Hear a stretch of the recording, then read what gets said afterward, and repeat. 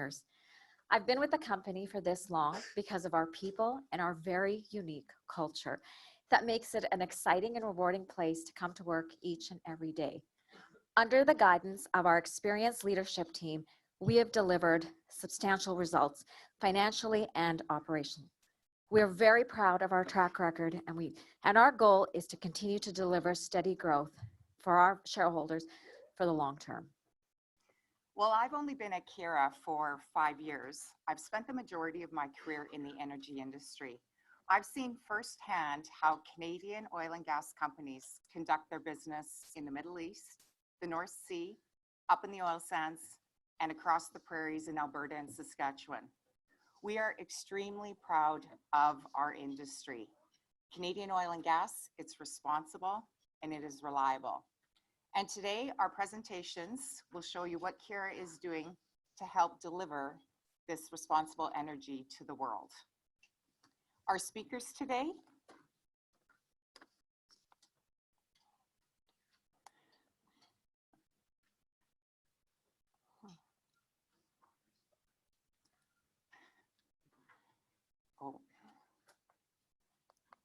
just bear with us for a second.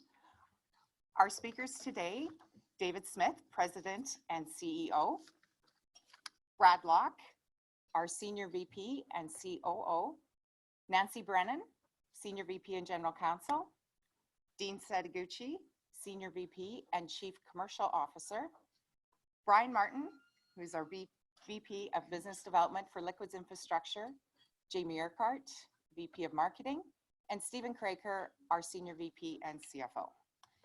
And Keyera's leadership team extends beyond our speakers today. Also with us today, Jared Bastilny, Vice President Operations, Gathering and Processing, John Hunzinger, VP Operations, Liquids Infrastructure, Kelly Hill, Vice President, Information Technology, Rick Koshman, Vice President, Corporate Development, Avery Ryder, Director of Treasury, Darren Roush, General Manager, Marketing and Risk Management, and Brad Slesser, General Manager of our U.S. operations. Before we get started today, I'd like to remind everybody that we will make statements that are forward-looking and contain non-GAAP financial measures. Please refer to slides 4 and 5 for more information. I'll now turn it over to Brad Locke to get us started today, as we do with each meeting, with a safety moment. Brad?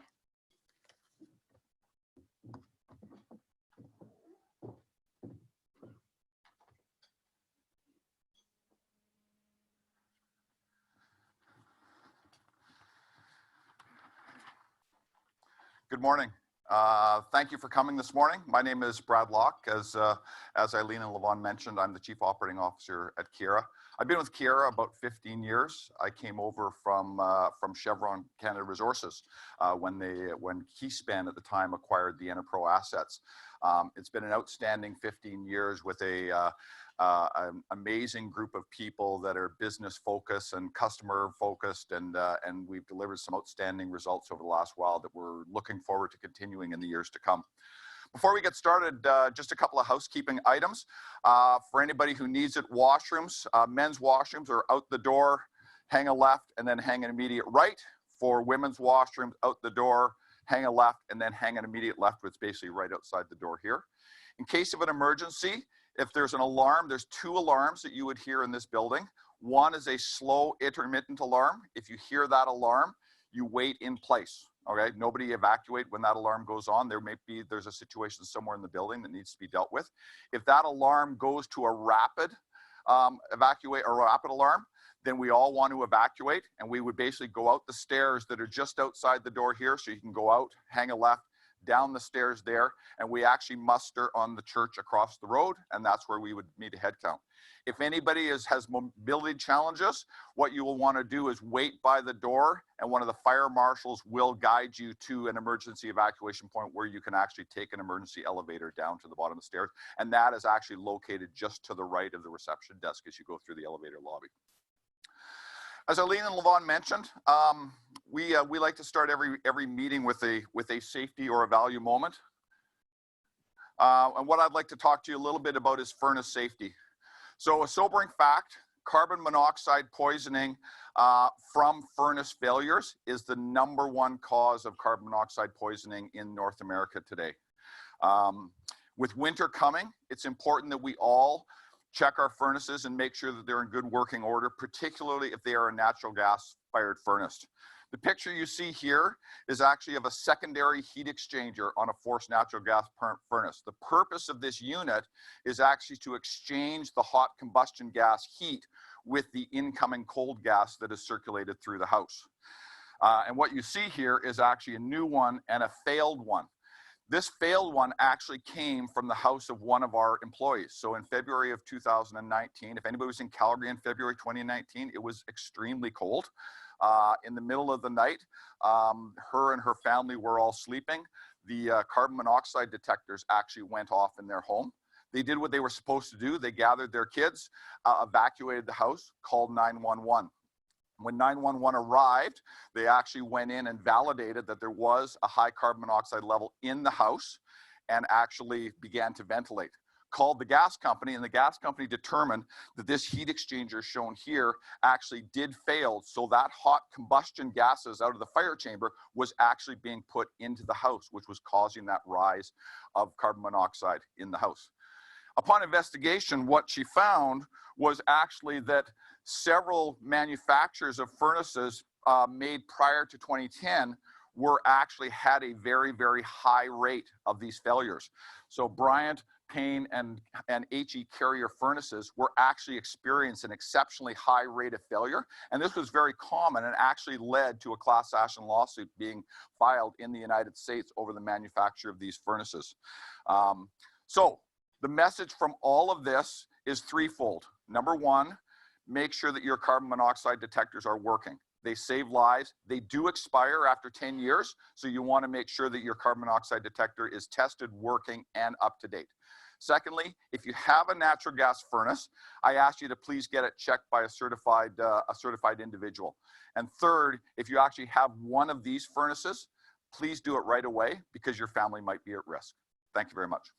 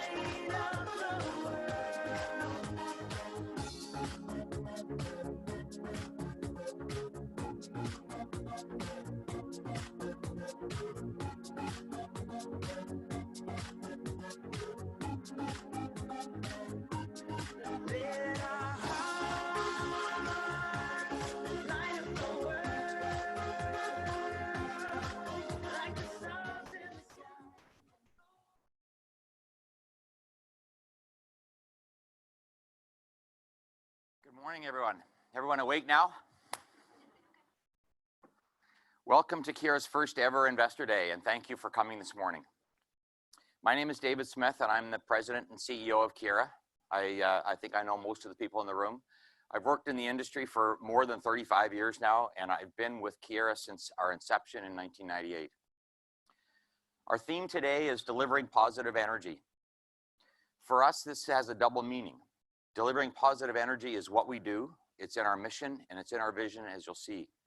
Delivering positive energy is also who we are, bringing energy, enthusiasm, and passion to everything that we do, serving our customers, collaborating with our partners, respecting our neighbors, and delivering value for our shareholders. We hope you'll find this morning's discussion informative and energizing. I'm going to begin by talking about the context for Keyera's strategy and outlook. We are a proudly Canadian company. Most of our assets are in Canada and most of our employees are Canadian. We have strong competitive advantages in the Canadian energy infrastructure space, and we continue to believe that Keyera's growth opportunities in Canada are robust and long-term. While we will continue to pursue complementary high-return niche opportunities in the US, the focus of our strategy will continue to be on Canada, and we think Canada's oil and gas industry has a bright future. We are incredibly fortunate here in Canada. We have access to abundant energy resources, more than enough energy for 300 years at current consumption rates. The quality of our oil and gas resources is competitive with most other regions around the globe. These resources have provided Canadians with an incredibly high quality of life. Access to low-cost, secure energy supplies leads directly to improved living conditions and economic progress. Canada is now in a position to share this advantage with the rest of the world, lifting billions out of poverty and improving the global environment at the same time.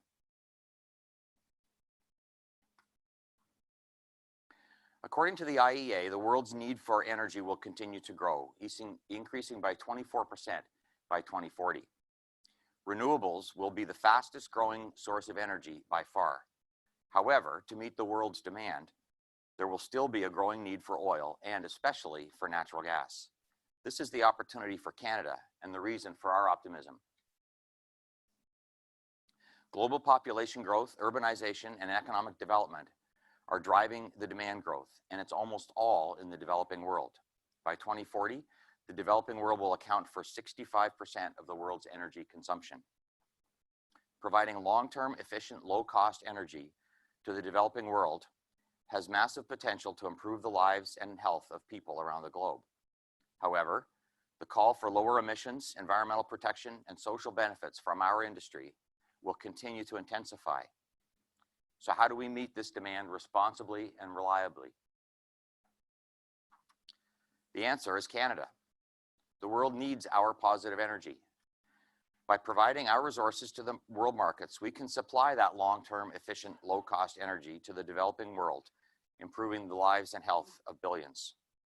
Canada is already one of the most responsible producers of oil and gas in the world, and we continue to improve. It is unfortunate but true, as you can see from this map, that most of the world's energy is produced in highly corrupt jurisdictions with little social or environmental protection. Among energy-producing countries, Canada is an ESG leader in many important respects. Our strong, consistently enforced environmental regulations, our methane emissions restrictions and reductions, our carbon capture and sequestration technologies, our safe pipeline transportation systems, our worker safety track record, our human rights, transparency, and ethics, our corporate governance, to name but a few. So these are the reasons why we are very optimistic about the future of Canada's oil and gas sector. We need to be cost competitive with other global sources of supply, and we need to build out the infrastructure to access those global markets. But we are getting these things done, perhaps a little too slowly, but with the Trans Mountain expansion, with LNG Canada, with the Coastal GasLink pipeline, with TC Energy's debottlenecking of their system in Western Canada, we are more confident about the industry's future than we have been for a few years. I'm calling the bottom for Canadian oil and gas.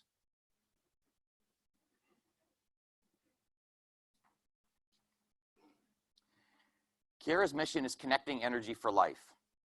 We see our role as connecting the producers of energy and the consumers of energy responsibly, efficiently, cleanly, contributing to an improved quality of life for everyone and a healthier planet. Our vision is to be the North American leader in delivering energy infrastructure solutions. For us, being the leader doesn't mean that we need to be the biggest or that we need to be in every energy-related business or market or product or service. What it does mean is that we strive to set the standard, to be the best at the energy infrastructure businesses that we choose to be in, and we deliver excellence. There are many ways to measure excellence in our business. We've chosen in our vision to focus on three. Number one in safety performance, number one in customer recognition, and number one in total shareholder return. I should also emphasize that we're in the business for the long term. When we look at our people decisions, our maintenance decisions, our investment decisions, our focus on operational excellence, we do that all based on the assumption that we will be operating our businesses and we'll be operating our facilities for decades into the future.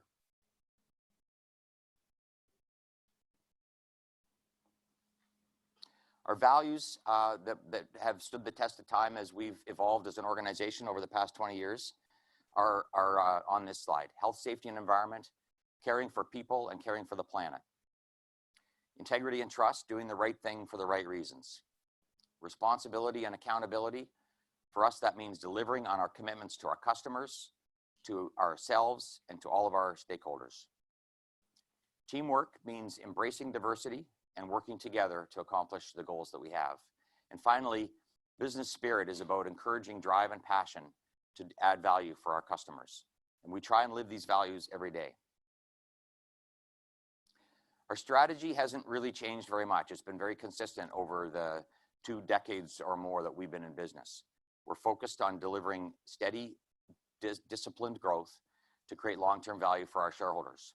Specifically, what that means is a tireless focus on customer service, maximizing the utilization of our facilities because that reduces per unit costs for our customers and improves Keyera's bottom line at the same time. Enhancing and extending our integrated value chain, creating more reliability and flexibility and profitability for our customers and our shareholders. And finally, utilizing our assets to access high-value markets for the commodities we handle, to benefit both ourselves at Keyera as well as our customers.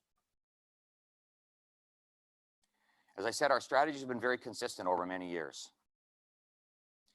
In 2003, when we went public, we had the privilege of having the former Premier of Alberta, Peter Lougheed, as our chairman of our board of directors. And he stayed as our chairman until 2012 when he passed away. In 2011, he said this: as one of the original members of the board, I have watched Keyera's business strategy develop, and I am impressed by the consistency of its execution. Our success is dependent on the relationships we build with our stakeholders, and I am extremely proud of Keyera's track record as an engaged and responsible corporate citizen. Today, 8 years later, I am just as proud of our track record and our team. Looking forward, we will continue to be focused on strengthening the capabilities and the culture that will build on that success. Our strategy has built a fully integrated business.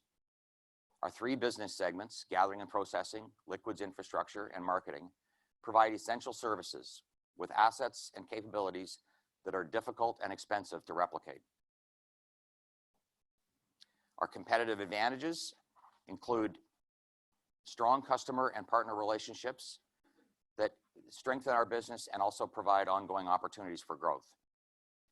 As I mentioned already, our assets and our connectivity are attributes that are very difficult to replicate for competitors.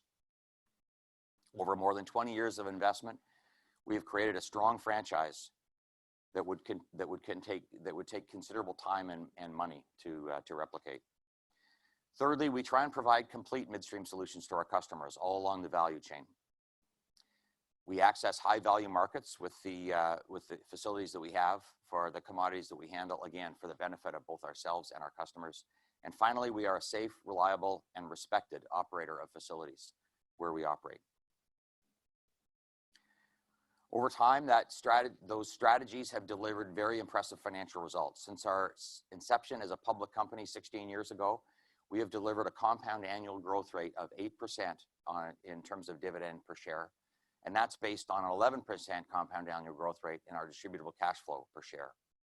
I always emphasize that when we calculate distributable cash flow, we measure it after maintenance capital, after lease expense, after cash taxes.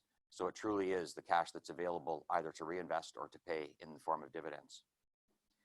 And that track record has generated a 19% compound total annual shareholder return over that 16-year time period since our inception as a public company. I should emphasize as well, we always focus on per share metrics, internally and externally in focusing on delivering shareholder value. That impressive track record is based on a long history of steady dividend growth, 8% compound annual growth rate, as I mentioned, which is based on the continued growth in distributable cash flow per share. That steady dividend growth is based on disciplined capital allocation. You can see from this chart that we had some very strong years in 2014 and 2015, but even in the more recent years when the industry has gone through some significant challenges, our return on invested capital is still at the high end of that 10 to 15% range. And that's a track record that most of our competitors have a tough time matching. That disciplined capital allocation is ongoing today, and we expect to be able to continue that track record of strong returns on capital and steady dividend growth with the projects that we have underway.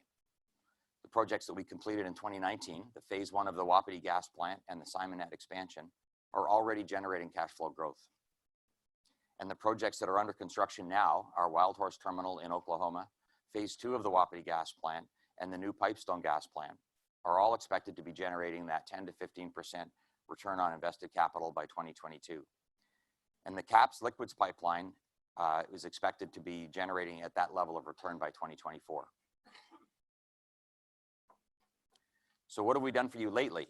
Well, over the course of the last 12 months, these are some of our accomplishments. We've operated our facilities safely. Since the beginning of 2018, we've had only one employee lost time incident, and that was a fairly minor event. We're moving forward with our CAPS liquid pipeline project, which we announced earlier this year. We achieved record financial results for 2018, and for the last 12 months, our earnings per share were at record levels. And our distributable cash flow per share for 2018 was at a record level. For 2019, it's going to be a little bit lower as a result of higher cash taxes and higher maintenance capital, but still very impressive results in the environment that we're in. We have completed about $1 billion worth of capital investment projects, including the Wapiti gas plant and the associated gathering systems. And that's a photograph of those of us who were there to celebrate the opening earlier this fall. We've maintained our track record of steady dividend growth with a 7% increase in August. And we've secured the funding for our current capital program with the $600 million hybrid debt offering in June. We won't need any new equity aside from the DRIP to fund the current organic capital program that's underway. I'd like to take a minute now to introduce the strategic priorities that we have currently in each of the business segments. You'll hear more about this from our speakers throughout the rest of the morning. In our gathering and processing segment, our focus is on enhancing and increasing the competitiveness and the profitability of our assets.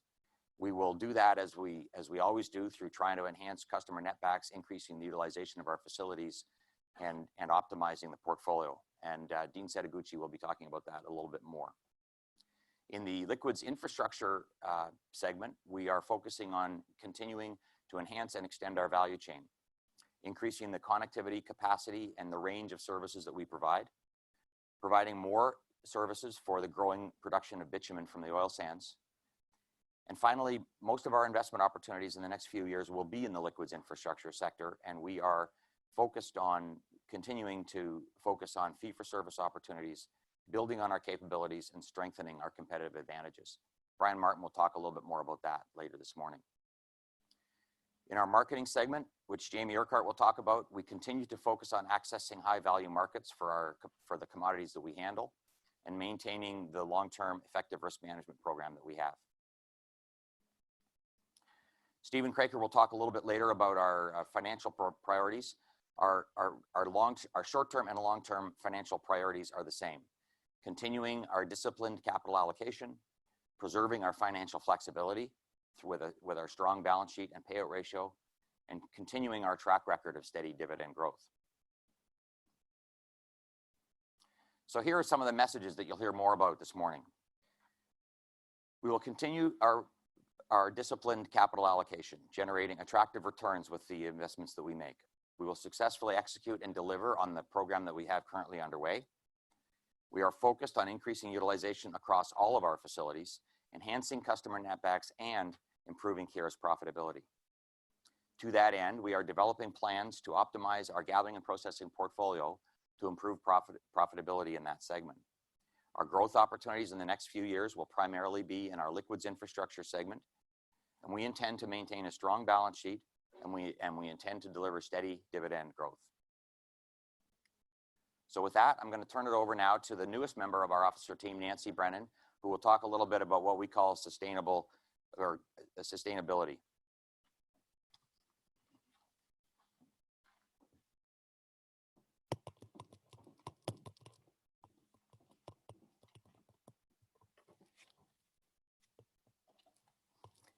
Thank you, David. As David mentioned, my name is Nancy Brennan. I am the Senior Vice President and General Counsel of Keyera, and I'm the newest member of Keyera's executive team. I have been in the energy industry almost 20 years. Like many of you, prior to joining Keyera, I was very familiar with the strong track record of growth and the outstanding financial performance, but I can say with every confidence of since joining the organization earlier this year, what I didn't fully appreciate, although I was somewhat aware of it, was the caliber and the depth of expertise in this organization. Very, very strong bench of and high caliber of individuals, and just the consistent demonstration of the values that David alluded to earlier. The culture is well known, with at least within Calgary, but I will say as someone who's just recently joined, it's been extremely impressive, and it permeates really everything that Keyera does. My comments are really going to focus, as was mentioned, on Keyera's approach to governance, social responsibility, and the environment, which is commonly referred to as our ESG approach. David earlier outlined our values, and really the intent of this part of the presentation is to give you some insight into how at Keyera we really believe that we try and live and strive for these values every day. And as David mentioned, Keyera is really committed to responsible growth. A key feature of Keyera and a key measure of our success is that we are committed to operational excellence. And in respect of our safety program, operational excellence is really the foundation of everything that we do. In respect of safety performance in particular, we had 0 lost time incidents in 2018 and only a minor event in 2019, which is outstanding safety performance. Our AEF facility, which you'll hear a little bit about later today, actually just recently celebrated its 25th year without a lost time incident. And Keyera is also well recognized within the industry. We've won numerous awards for our safe product handling practices. In respect of operational reliability, as you can see, both in respect of our gas processing facilities and in our NGL service facilities, our reliability is well over 90%. Keyera is very proud of its strong track record of corporate governance. We have other than David, we have a 100% independent board, and they're highly engaged directors. They bring an average of 34 years of industry and professional experience to our board. The composition of our board really reflects also the focus that we have on diversity of thought and experience. 33% of our independent directors are female, and we have a relatively low average tenure of 5.8 years, which really also exhibits the constant focus on renewal and bringing new perspectives onto our board. In respect of compensation governance, we have a 98% support of our say on pay, or our executive compensation program, over the last 3 years. That's the average vote level of shareholder support that we've received.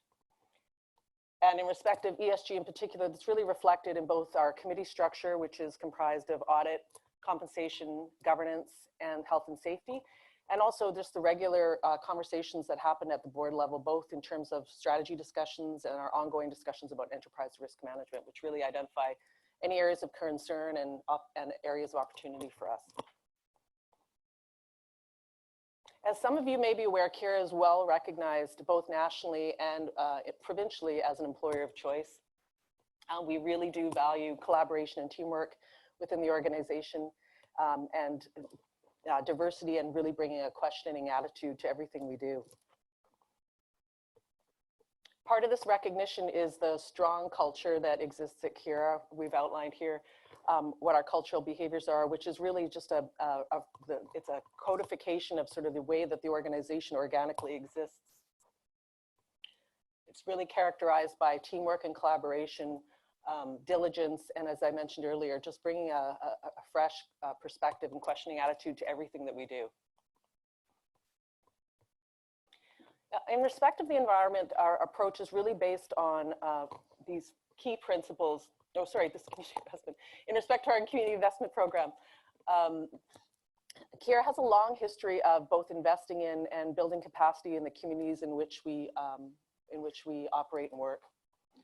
We've got 4 key pillars to our community investment program.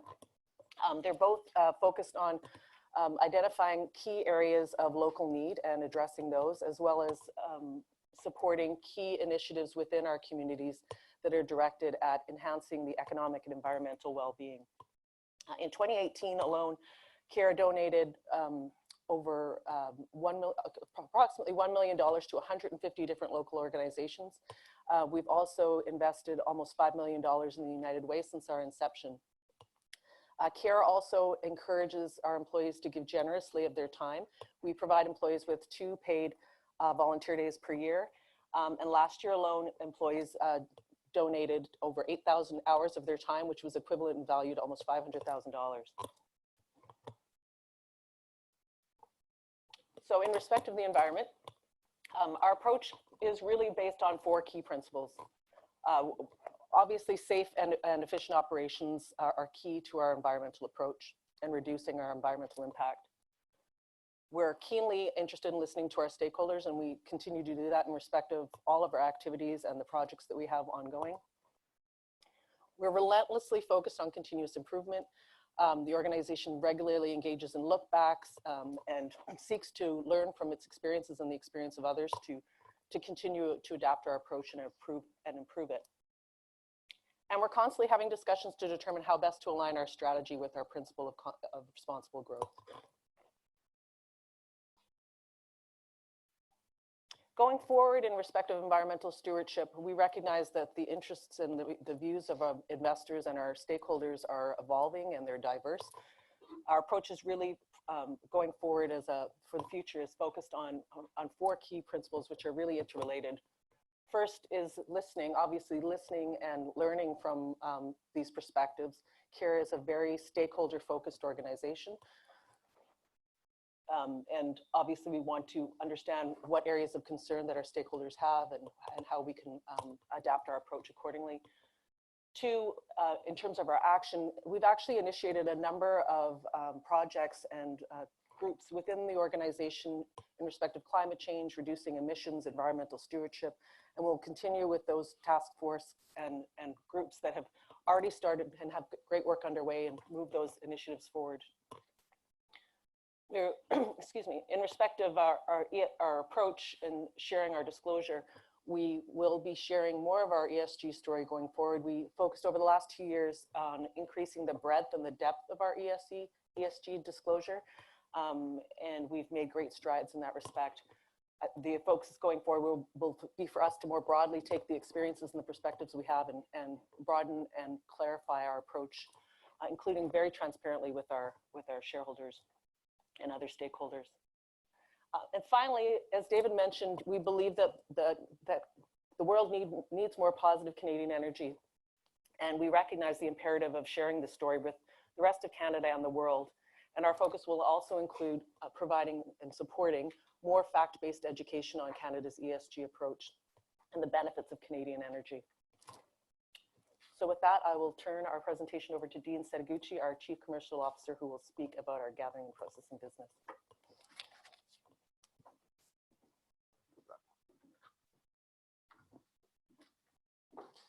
Thank you, Nancy. Good morning, everyone. My name is Dean Setaguchi. I'm the Senior Vice President and Chief Commercial Officer at Keyera. I've been with the company for almost 10 years. The first 4 were as the CFO, and so I am the second of 3 CFOs in the company as I follow David Smith's footsteps. So rest assured, we apply a lot of financial discipline in our company. Following that, I left the company for 18 months. I came crawling back on my hands and knees, and David gave me a role in the business group. So I've been there for about 6 years, and I really enjoy my role now in building our business for the future. I should mention before I speak to these slides is that there's a couple of them in this section that are out of order. So all the slides are in your package. They're just in a different order. So talking about the gas gathering processing, we have a very integrated business, and it all starts with our gas gathering processing segment. It's where we get to first engage with our customers and understand the requirements and provide them with a service offering that fits their needs. And ideally, this means that we provide them a complementary suite of services. And that would include gathering and processing their natural gas for a fee, extracting their liquids, transporting them, fractionating them, and then storing them and terminating them as well, also for a fee. And at the end, when we market those physical products, we get to generate a margin. So as those hydrocarbons flow through our system, we generate fees and a margin at the end. This part of our business is the most competitive part of our business. Generally speaking, the barriers to entry are lower than our downstream liquids business. So our goal is to increase our competitiveness as much as possible. Most of our competitors in this space do not have the integrated network of assets that we have. So when we bundle our services, it does provide us a competitive advantage. So I just want to talk a little bit about how drilling has evolved in the province. And some of you may have seen some of these from TransCanada slides. But if you look back to 2000, you can see that the wells were very widely dispersed, and most of them were vertical wells. When you move forward into 2007, you can see that there's a more distinct line of drilling along the western part of the province. But again, still most of the wells are vertical wells. When you fast forward into 2017, and again, and this is in a much lower commodity price environment in Alberta, you can see where all the wells have now gravitated to the most economic part of the basin. And again, that's on the western part of the basin. And you can also see now that most of the wells are horizontal wells, which are the dark dots. When you overlay our gas gathering and processing assets, we classify them into the north and south. And you can see that both are very strategically situated along this fairway.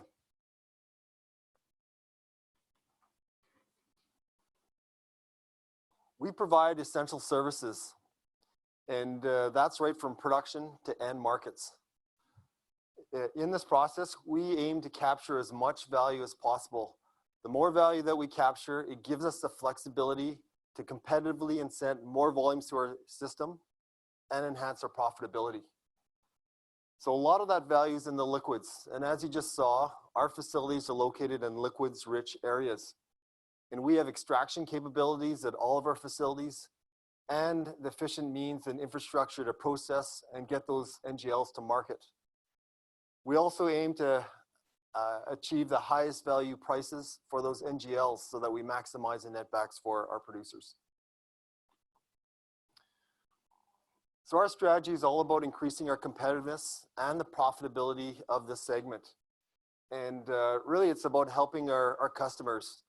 Our customers have faced a lot of hardships over especially the last 5 years with the downturn in commodity prices.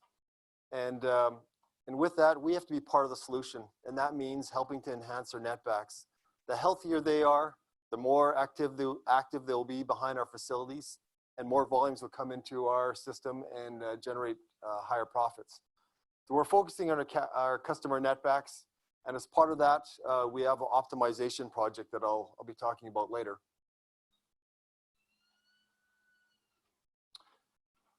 So I want to make it clear that most of our initiatives are all centered around factors that are within our control. And that means lowering our operating costs and improving our overall utilization so that we lower our per unit costs. When we do that, again, we're more competitive and we can more competitively attract volumes into our system and make us more profitable. Having said that, there's reason to be more optimistic about the future of natural gas prices in Alberta. And a lot of that is happening because of changes on TC's system. And first of all, TC is allowing interruptible gas to flow into storage now. So what we've seen over, especially in the last couple of summers when we've had maintenance outages, natural gas has been trading at a zero value. And so with this new policy of allowing gas to flow into storage, that should help stabilize the AECO gas prices. On top of that, we're seeing a lot of export capacity getting built over the next 3 years, both to the east and also down to the west and into the US. Inter-Alberta demand is expected to increase by about 1.5 BCF a day. About a B of that is related to coal to gas switching for the generation of power. On top of that, industrial demand is expected to increase by about a half a BCF a day. And when we look out into the future, into the middle of the next decade, we're excited to see the first LNG development come online off the west coast of Canada. And that will require about 2 BCF a day of gas to feed it. We hope that this is the first of many LNG developments into the future. So when we look at what that does to our AECO gas prices, if you look at the chart on the bottom right-hand side of the screen, this illustrates the basis differential between AECO and Henry Hub. So if you look at the past 18 to 24 months, there's been a tremendous amount of volatility, which means that for extended periods of time, AECO's traded well below $1 per MCF. And again, it's caused a lot of hardships for our producers. When you look at the forward curve, it's much flatter and it trades in a much tighter band. So again, it's much more supportive of a stronger AECO prices and stabler AECO prices. Over time, we believe that this will translate to more activity behind our facilities.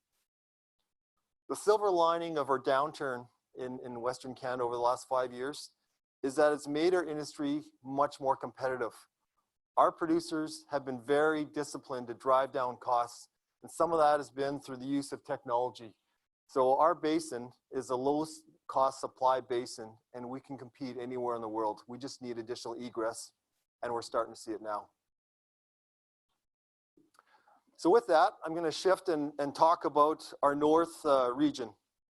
And our north region is centered around the Montney-Duvernay developments. So I thought it'd be great to start in where you can look at the economics. And we have 3 different price bands. And the middle band, the gray band, is the 55 WTI assumption, which is where we are essentially today. You can see that these plays are very robust, have very robust economics under this economic scenario. And especially the plays that are situated between our Simonette and our Pipestone facility. That's a very liquids-rich fairway. And that's translated into a lot of growth in the Montney in Alberta, as you can see here. There's certainly a lot of resource in place, and we certainly see the potential for a lot of growth in the future. And we're very well situated to benefit from that activity. So again, still staying on the northern part of our portfolio, we have 3 sites. Our Simonette facility, which we recently expanded. And not only did we add capacity, we also added more enhanced extraction capabilities for liquids. We brought our first phase of our 150 million a day Wapiti facility on stream. And the second phase, an additional 150 million a day, will be brought on in 2020. And then in 2021, we'll have our Pipestone facility online, which is about another 200 million a day of capacity. We're very well positioned to provide all the essential services to develop Montney gas. And these requirements are different than the legacy gas in the area. On top of that, a lot of the value is in the liquids. So we have efficient NGL egress, and that will be with our CAPS pipeline that we connected to these 3 facilities in 2022. And they'll deliver those liquids right into our hub at KFS in Fort Saskatchewan. Longer term, our goal is to interconnect all 3 facilities. When we do that, it helps our customers because we will be able to provide a more reliable service and provide them more flexibility as to where they can bring their gas into our system. For us, it helps us enhance our profitability because it helps us more effectively utilize our capacity. So again, when you look at the economics in the Montney, a large percentage of the value is generated from the condensate. So you need the facilities to handle that condensate, and we're building a significant amount of that. We'll have about 90,000 barrels a day of condensate handling capacity by 2021. And as I mentioned, with our CAPS pipeline, we'll have direct access right into the condensate hub, which is ours, which is located between Edmonton and Fort Saskatchewan. Typically, the Montney gas in this area has a higher sour content. And again, that's relative to the legacy gas in the area. And so you need the facilities that can process that type of gas. We'll have about a BCF a day of this type of sour gas processing capacity, again, by 2021 when our Pipestone facility is online. We'll also have acid gas injection as well capabilities. And again, that's the most environmentally friendly way of disposing of H2S. On top of that, we have extensive experience in processing sour gas, both from a safety perspective and a reliability perspective.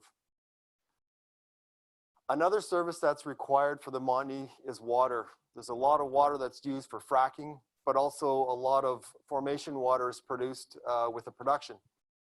So with that, again, we're increasing our water handling and disposal capabilities, and we'll have about 55,000 barrels a day with our Pipestone facility once it comes online. Long term, we are working on solutions where we can find more environmentally responsible means of handling that water, and that will include recycling. So I'm just going to switch over to our south region. And a lot of our legacy assets are located in the south part of our portfolio. And this is really in west central Alberta. It still has great geology. It's a liquids-rich area with multi-zones. The advantage for producers in this area is that, again, there's a lot of infrastructure already in place with capacity. So a producer can drill and bring their wells on stream and time in. Usually it's a short time because we have an extensive gathering lines in the area, and generate a return on their capital within a few months. So again, that's a very attractive feature, and they usually don't have to make huge commitments to do that. We have an interconnected gas facilities, as you can see, enhanced liquids extraction, again, to capture the value of the liquids. And we have efficient egress with our Keylink pipeline system, which gathers those NGLs and transports them to our fractionation at Rimbey.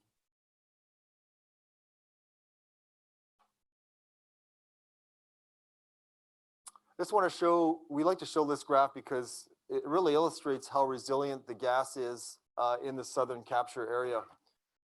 And this dates back to 2010. And so this graph is prepared as if we owned all of our facilities 100%. The only adjustment is for Alder Flats gas plant, which we built and brought on in 2015. Through that time period, you can see that natural gas prices on a relative basis has declined substantially over the last 10 years. And so has the oil price, WTI prices, which is a proxy for the absolute price of NGLs. So commodity prices have tanked significantly over that period of time. But especially over the last 5 years, you can see again how flat that production curve is. And the sharp dips represent when we've had turnaround maintenance outages. So again, you can see the production responds quite quickly. There's a slight dip in the production profile, the volume profile from the summertime. And again, that's when gas prices were trading at well below $1 for extended periods of time. A lot of that gas is now back online now today. The reason why the profile of the volumes is flatter too is because this is a more mature area than the tight gas plays like the Montney and the Duvernay up in the north.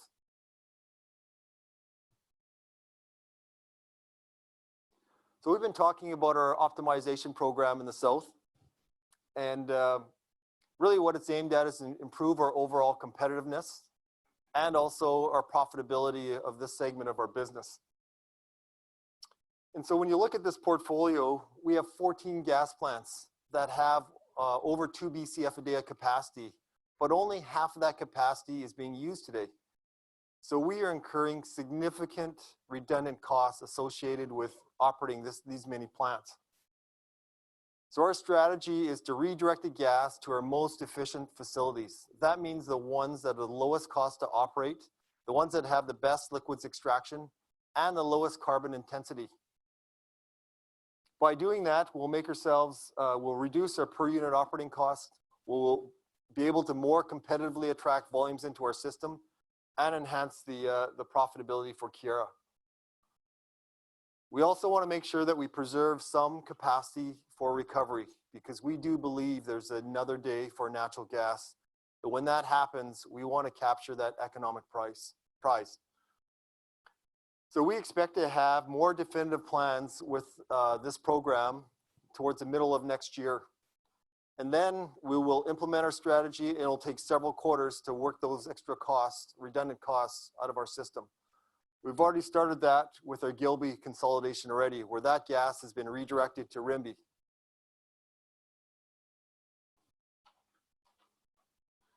And again, just as a reminder, we have very good geology in this area. It's multi-zone, liquids-rich geology. And over time, there will be a lot of hydrocarbons that will be produced. If you look at the economics, and again, in this scenario, the top bar represents a $2.35 AECO gas price, which is where AECO, the range of where AECO is trading today. So you can see that there's some very robust economics. And again, when you combine that with the fast return on capital that you can get in this area, it's still an attractive place to drill over time. Our goal is to enhance the overall profitability in this area, again, by providing competitively priced services and also achieving the highest prices for the natural gas liquids. I should also mention that one of the stacked plays in this area is the East Shale Duvernay. And this play is developing right in the heart of our infrastructure in this area. There's been some very attractive wells that have been drilled by a number of producers. And as this play develops, again, we should be able to benefit from additional volumes into our system. So when we look at what to expect over the next 5 years from this business segment, we're very excited about it. We want to achieve success with our Montney build-out. So we have to complete the second phase of our Wapiti gas plant and also bring our Pipestone facility on stream as well. It'll take a couple of years to ramp up the volumes once those facilities are online. On top of that, we're also going to access a lot more liquids, which will support the downstream part of our NGL business. On top of that, as I just talked about, we're going to complete our optimization program in the south. And again, we're going to reduce our operating costs, increase our utilization, and increase our overall competitiveness to attract volumes into our system, enhance profitability. We're going to continue to look at opportunities to increase our liquids recovery because, again, this supports our downstream NGL business. And we're also going to selectively pursue growth opportunities on a very disciplined basis.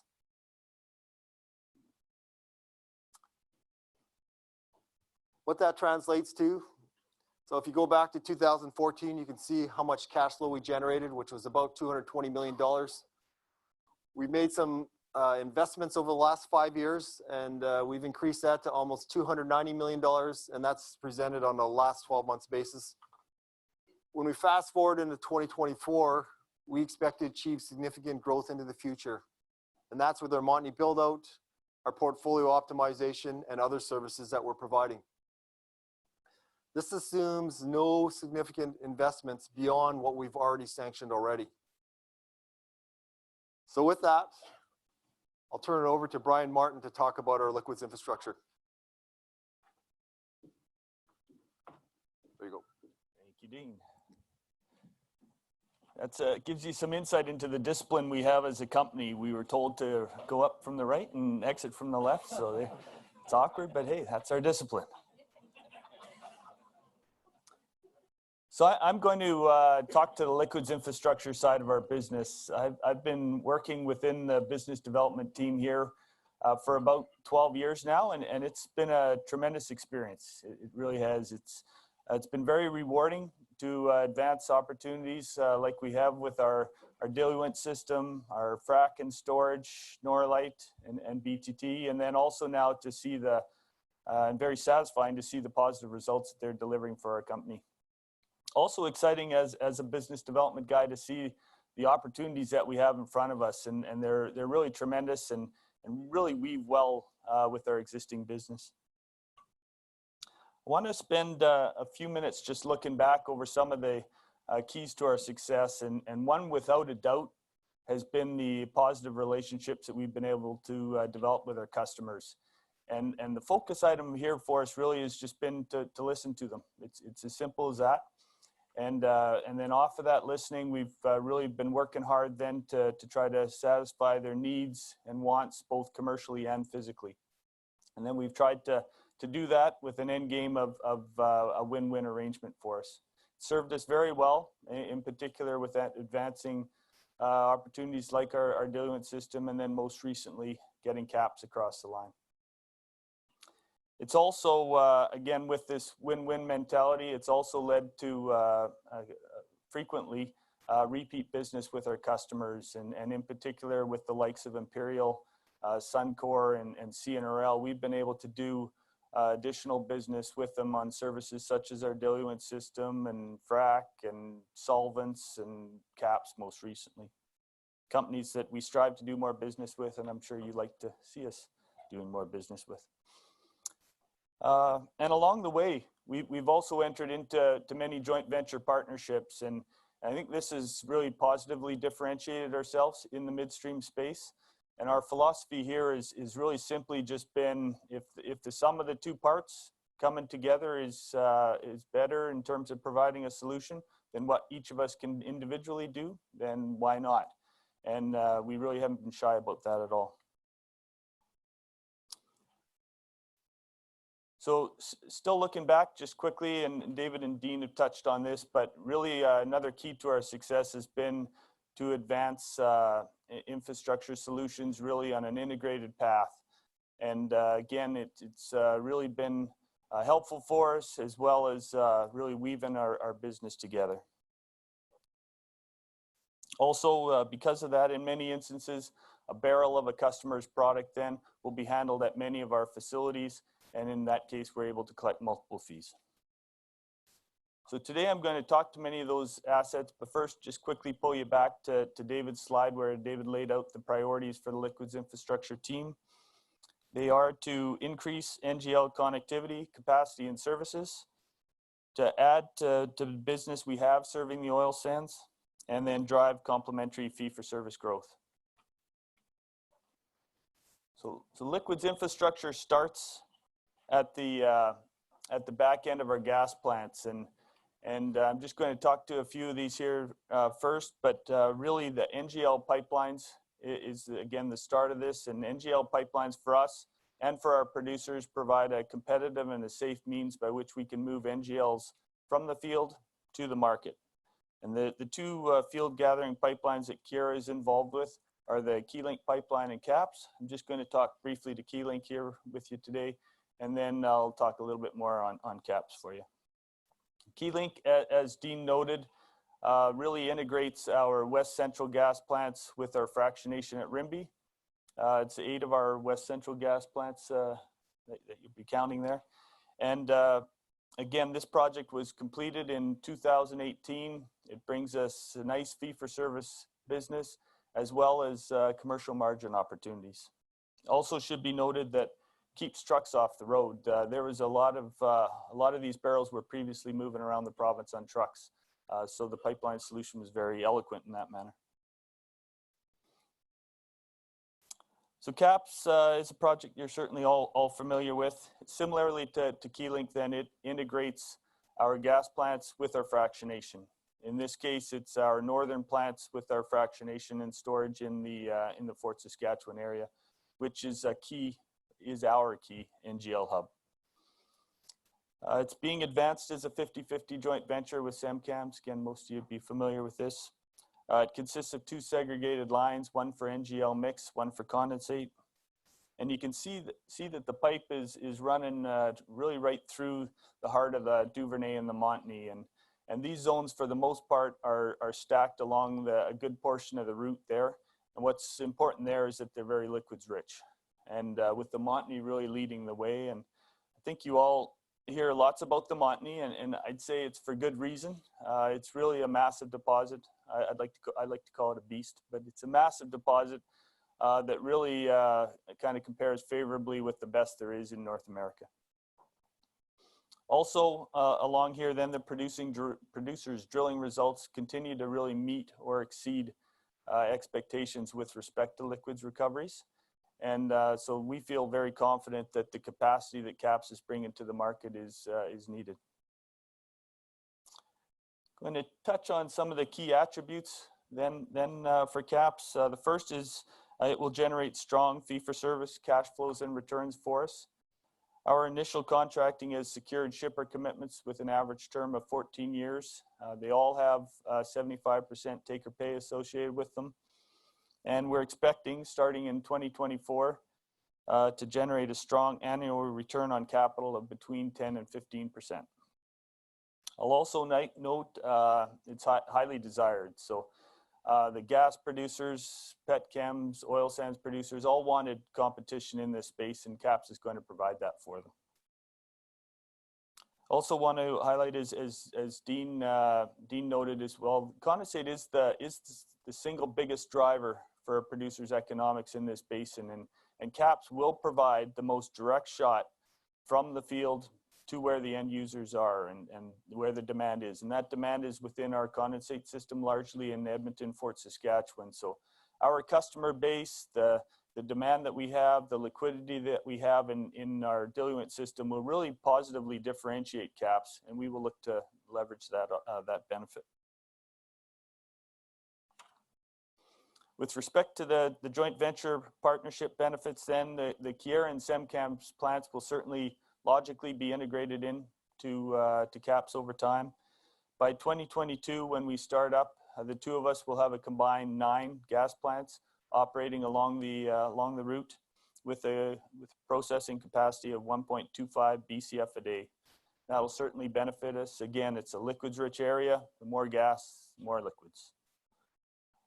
KAPS will also provide us upstream and downstream benefits. I'll touch more to those in a second. And then lastly, it'll provide us, as Dean and David have both mentioned, it'll provide us a platform for growth that really can be substantial. It's exciting, can be substantial, and will be really, really well integrated with our other existing business.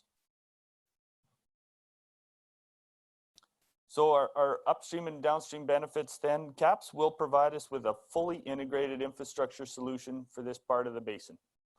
It's very important. There's only one other party that has that. We will have the ability then to provide bundled or integrated services solutions in this infrastructure space, and it's going to be able to allow us. We'll have gathering and processing, liquids transportation, fractionation, storage, terminaling. And again, really provide us with a competitive advantage in this space. KAPS will also provide us with more security of liquids for our downstream infrastructure. It gives us a clear path for securing frac volumes for KFS, as well as condensate for our downstream diluent system. And lastly, it also provides additional direct feedstock options for our AEF facility. As for providing a springboard for growth, a big part of the growth that you'll hear from Keyera over the next 5 to 7 years will likely hang off of the front and the back end of KAPS, and particularly the back end. And Dean's going to touch more on those downstream opportunities later. But with respect to KAPS itself, we're working collaboratively with North River, an affiliate of Brookfield, to really unlock the value of Northeast BC reserves. And we're also engaged with petchems to pursue and look at providing an ethane plus transportation service. Exciting and interesting opportunities for both of us. To close out KAPS, then, you know, we love this project. We really love it, and we think that it's going to be a tremendous success story for us. The first part, though, is we have to get the thing in the ground, and so we got teams working feverishly back in Calgary, on the engineering and the regulatory stakeholder discussions and everything. And our goal there is to have us begin construction in the back half of next year.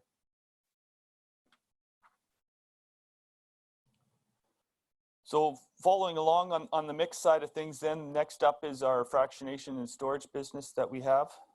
We are one of 4 parties with fractionation and storage in the greater Fort Saskatchewan area.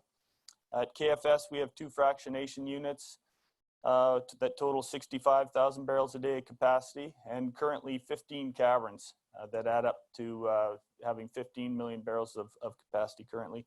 On top of that, most of you would be aware that we have an ongoing cavern development program that will see us adding 1 cavern pretty much every year, at least for the next 3 years.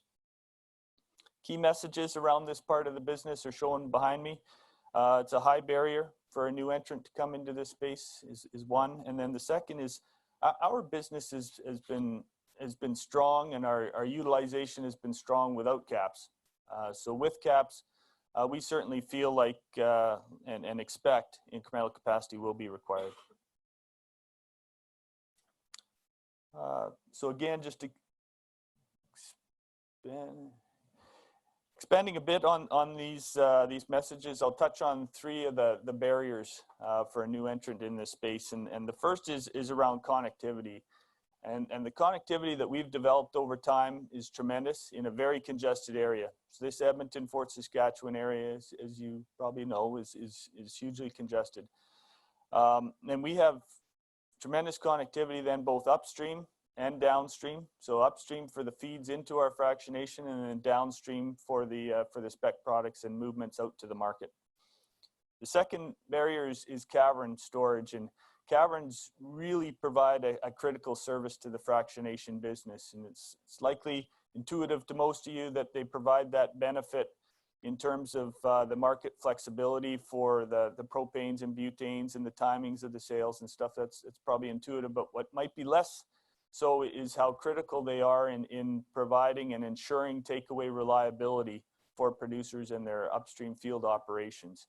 So no matter what's happening downstream in terms of operational challenges or logistical challenges, those caverns ensure, basically smooth that out and make it a non-event and ensure that the producer's production stays on stream. Very important for them. The long and short when it comes to caverns, I'd say Keyera and other operators in that greater Fort Saskatchewan really are light years ahead of any other new entrant coming into this space. And we have the land, we have the salt under the land, we have the rights to mine that salt, we have the water, we have the brine disposals, we have the brine ponds, we have injection pumps, we have economies of scale of multiple caverns. So you get the gist, but it's just a tremendous competitive advantage that we have and a tremendous barrier to overcome. The third reason for the third barrier is really it's just not getting any cheaper or easier to build out infrastructure. And so we have an existing operation now that can provide service, a competitive service now, and not have to wait 3 years to build the infrastructure. And I suspect you hear constantly, we see it for sure, there's costs and difficulties in building new infrastructure. And again, we have that infrastructure in place today. So those are the 3 barriers I thought I'd highlight for you. With respect to the incremental need for incremental fractionation and storage, then you've heard from David and Dean that we feel like we're turning a corner as an industry here, and producers aren't going to start to realize those better netbacks immediately, but they're going to start to gain line of sight, we feel like, to better netbacks. And it's for a lot of the reasons that the team's mentioned here already, with the TC debottlenecks, on LNG on the horizon, a PDH or 2, more LPG export facilities, strong condensate demand. All these things are going to, we believe, lead to the producers having a line of sight to better netbacks. And then in addition to that, then third-party data would suggest that incremental fractionation will be required in this basin. And we feel like we're in a very good position to earn a good share of that business.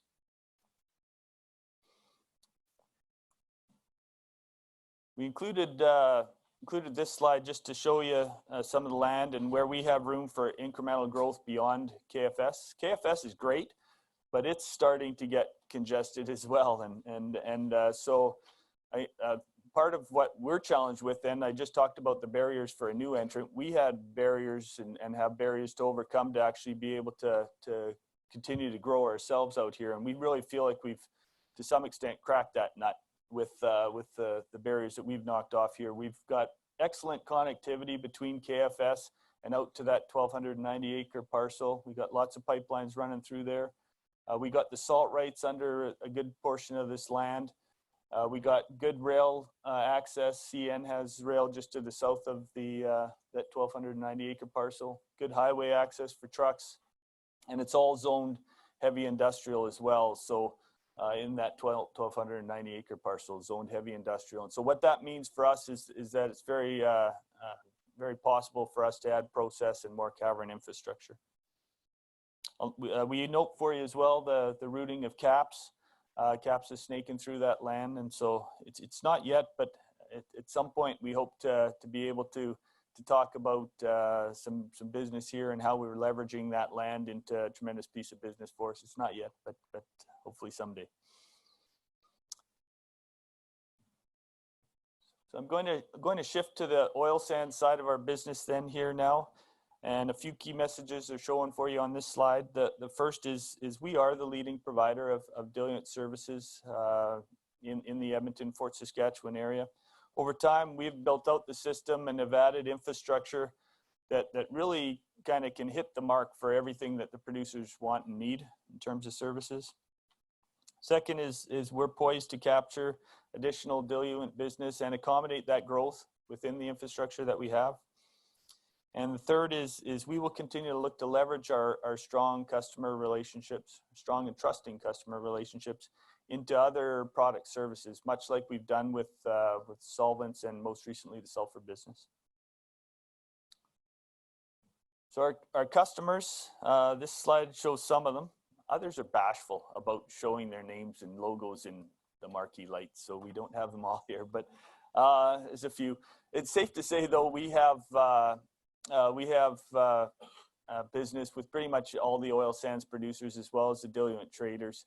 And with many and most of them, we have long-term services arrangements that include take-or-pays, fee-for-services arrangements that provide transportation, storage, and in some cases, rail offloading services.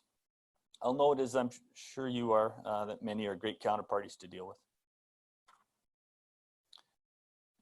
This next slide then shows Keyera's rough market share of the diluent business in the Edmonton, Fort Saskatchewan area. Takeaway here is from a transport perspective, we're touching between 55 and 60% of the oil sands demand for diluent. And from a storage perspective, we provide between 65 and 70% of the business. So good numbers. We're certainly proud of them, but we continue to try to aggressively grow our market share in that respect.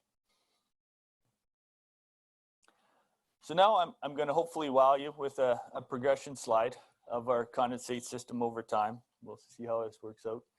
It's taken us about 10 years to build out the system and all the ins and outs and the adding of infrastructure that we've done. But before you see these flash through, I'll just note that about 11 years ago, we set out to provide services to a growing industry need around diluent.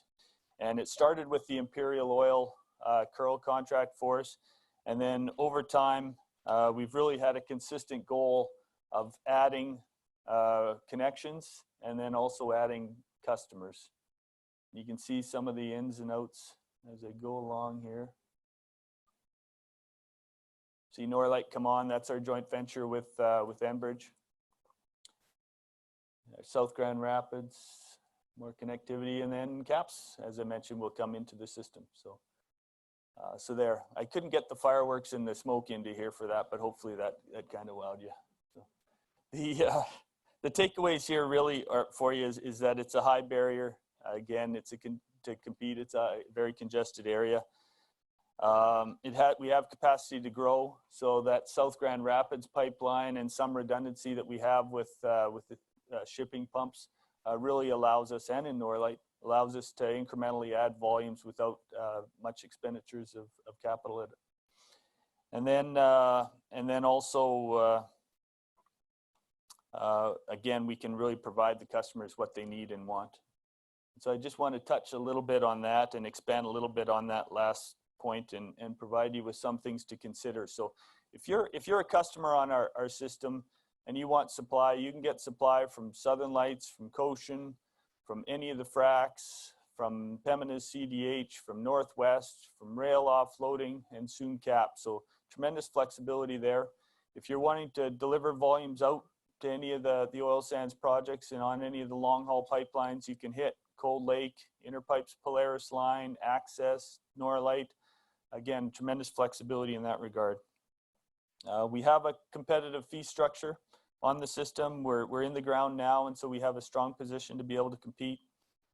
On the storage side, again, it's probably intuitive to you the market flexibility that comes with having the cavern storage, but also it really serves as insurance for the oil sands operations. Those companies have spent billions of dollars on their operations, and it's so critical that it not be interrupted because of diluent.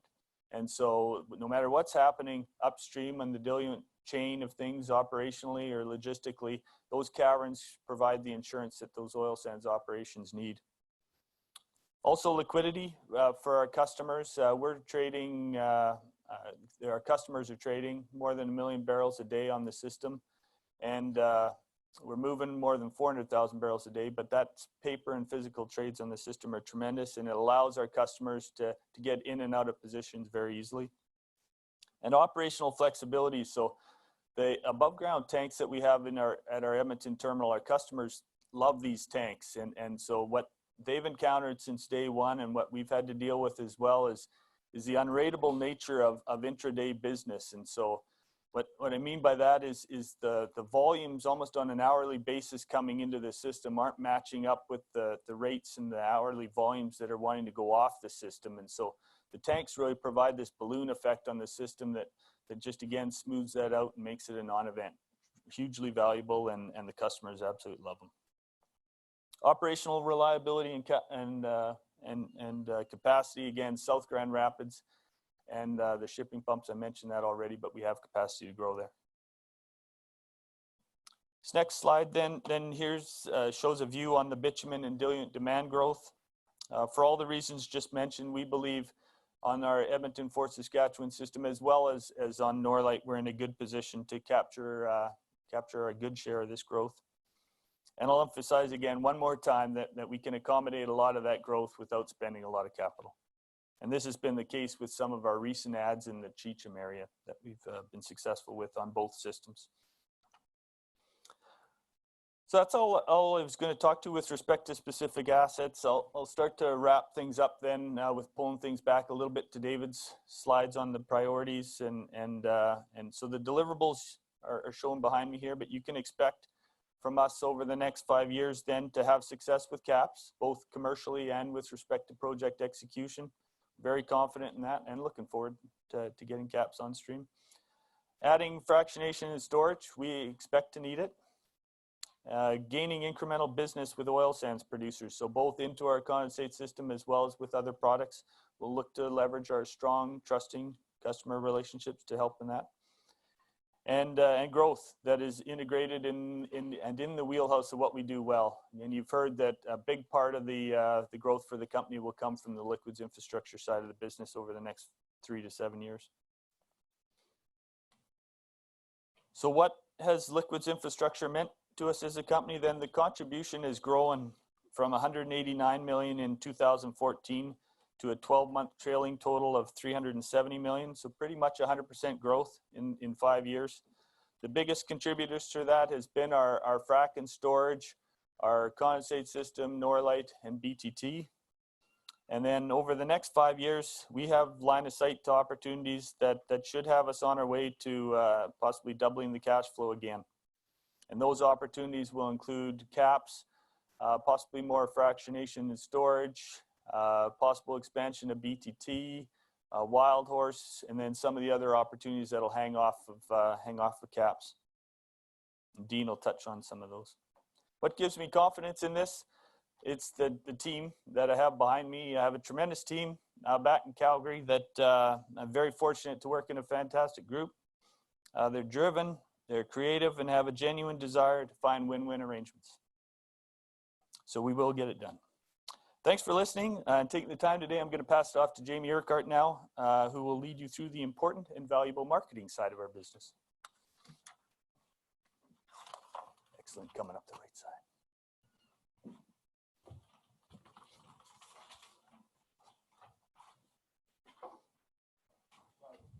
I love this slide. I want everybody please to remember this slide. So good morning, everybody. My name is Jamie Urquhart. I'm Keyera's Vice President of Marketing. I've been with the company for 15 years. As with Dean, it's a little bit of a running joke. I haven't had a contiguous 15 years. I was with the company for the first 10 since its inception out of Gulf Canada Resources. Took a brief hiatus for not 18 months, but 7 years. So you can imagine the lunch that I had with Dave asking to come back after 7 years. It's a little bit more challenging. I put on my best marketing expertise to do that. But I've been back now for 5 years. And in the last year, I've been in charge of leading our marketing team. So, you know, I'm an engineer by trade, full disclosure. So when I heard I had the opportunity, and I can't speak for the people that I lead, but there's one individual that's in presence today, so you can go up and ask them. But what their reaction when they heard that the vice president of operations was going to be in charge of the marketing group. But from my perspective, it's been extremely enriching and positive experience for me personally. But hopefully I brought some additional things to my group that they similarly see as positive. But the thing I've been most impressed with is not only the creativity, because I'd seen that over the last 20 years of the organization, but it's really the discipline. And you hear that word a lot in our presentation today. And I want people hopefully to also remember when you go away today that discipline is a big part of the marketing team as well. Okay. So, you know, you've seen this slide. The marketing is on the back end. We're more on the sales side with our customers, but really the relationship between marketing, gathering, processing, and liquids infrastructure is very symbiotic. From the perspective of the hard assets, the fee-for-service assets, they enable our ability to find high-value markets. Without them, we would be just any old marketing shop in town. But the fact is we're not. We have those assets that we utilize. But in addition, on the flip side, marketing allows us through finding those highest value markets to have our customers view gathering, processing, and liquids infrastructure. Those are higher value services that we provide because of that integrated offering that we provide. Okay. So the strategic priorities for marketing, as David had alluded to, is access to those high value markets. So I've done this presentation in a dry run many times. I feel like I'm repeating myself, but these are important words to repeat. We're accessing highest value markets for our customers and for our shareholders. And we're also maintaining that disciplined, effective risk management program to ensure that we're locking in the margins for the company and for those customers. Okay, so what commodities do we touch? Well, we touch all the NGL commodities, and also we touch isooctane, which is an upgraded product of butane, and it's a differentiator for us that we'll talk about. We won't speak much about specific value chain on the ethane side, other than to say that it provides a significant contribution to the company from a fee-for-service perspective of us extracting and transporting ethane on behalf of our customers to the petrochemical industry in Alberta. And you know, I think Dean's going to speak to some opportunities that we see on the ethane side in his further comments. So how does marketing create value? First and foremost, it's really underpinned by superior customer service. And superior customer service in my team's mind is, it's not just price. It's ensuring that we're delivering on the services that we've committed to deliver on. And this year, we've been able to do that in a very meaningful way. I have the opportunity, because I'm the new leader, I hear lots of feedback from our customers. I met a couple customers yesterday, and the feedback that I hear is always very positive. And it's not always because we give the best price, and we do often, but it's because we give the best service. One of our values is accountability and responsibility. And every once in a while, things don't go perfectly. Railroads go on strike. Facilities, unfortunately, have issues. This year, we've been able to deliver on what we committed to our customers, and that's extremely valuable to our customer.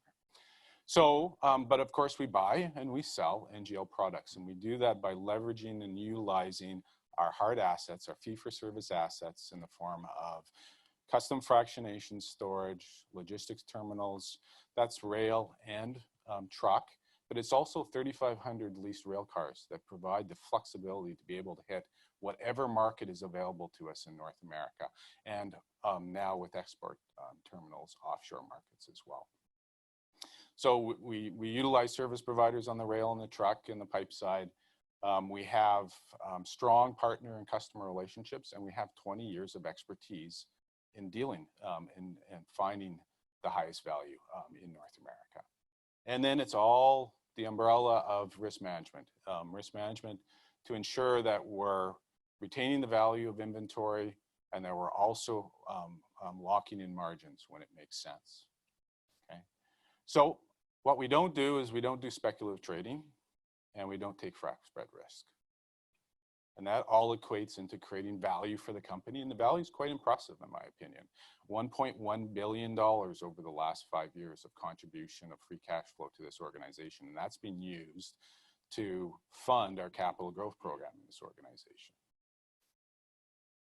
So I was hoping to take a little bit of time, and I'm coming over to the other side of the screen. I was given some feedback yesterday that I was much more comfortable over here, and I'm a superstitious engineer as well. So I'm gonna speak to you now over here.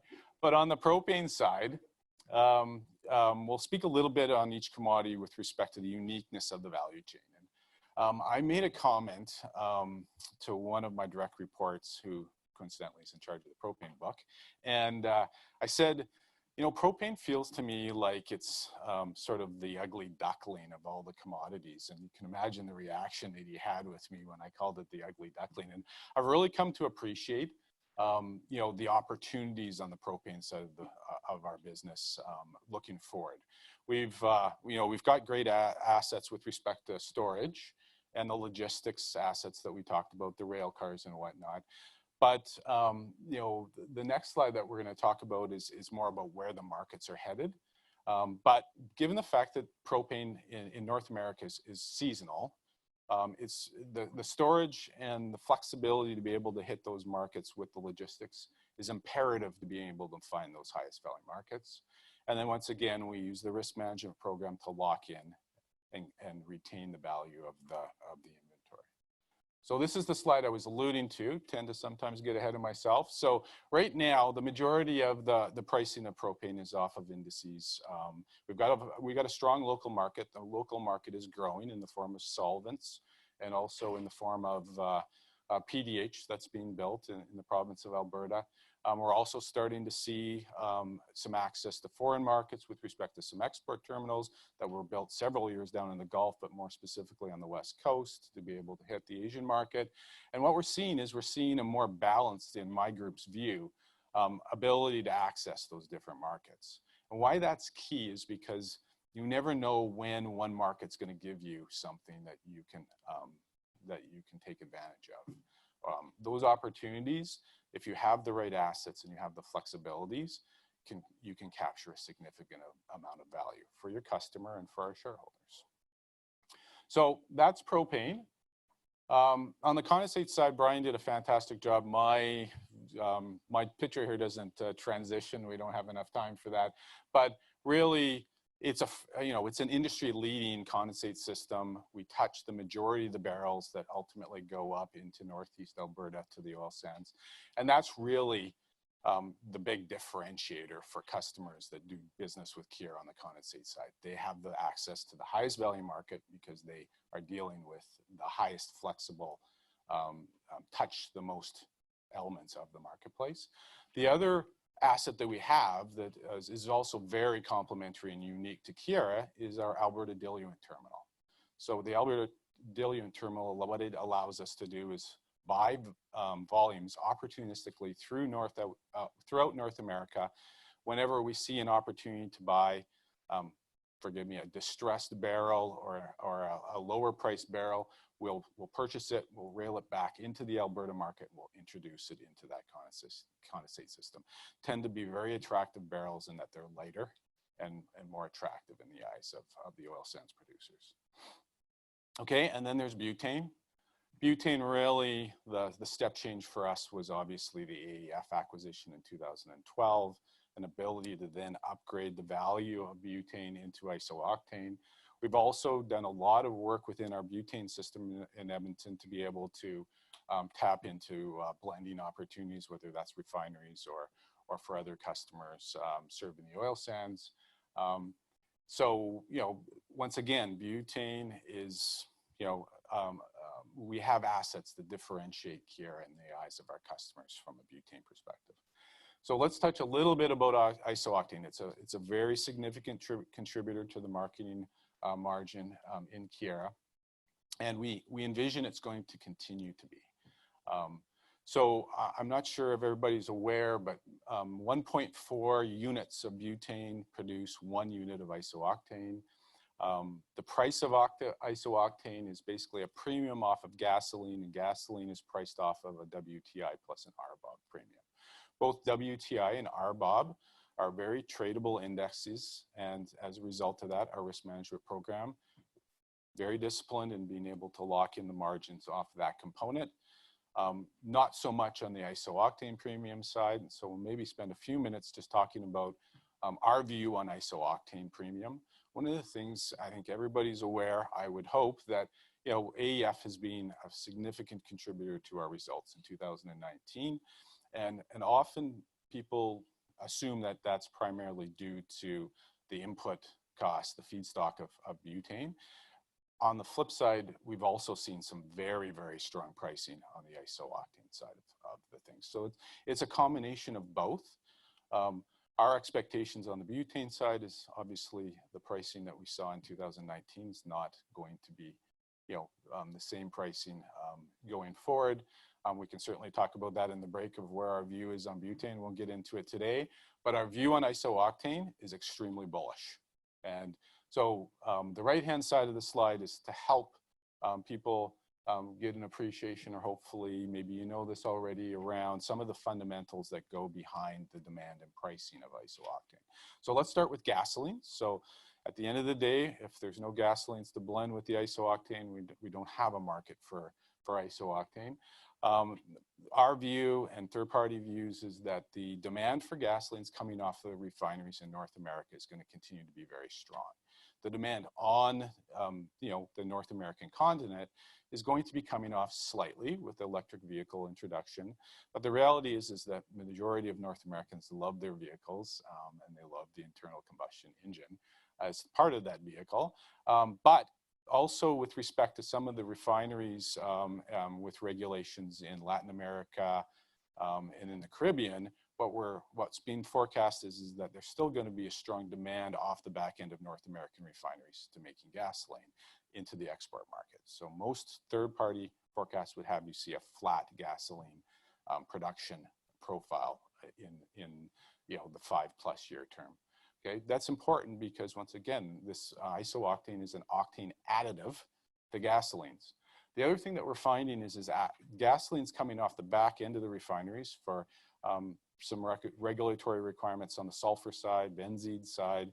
Don't want to get into too much detail, but we're seeing that the octanes of those gasolines are actually reducing.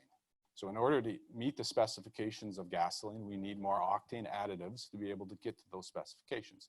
So that's driving a demand for more octanes, okay?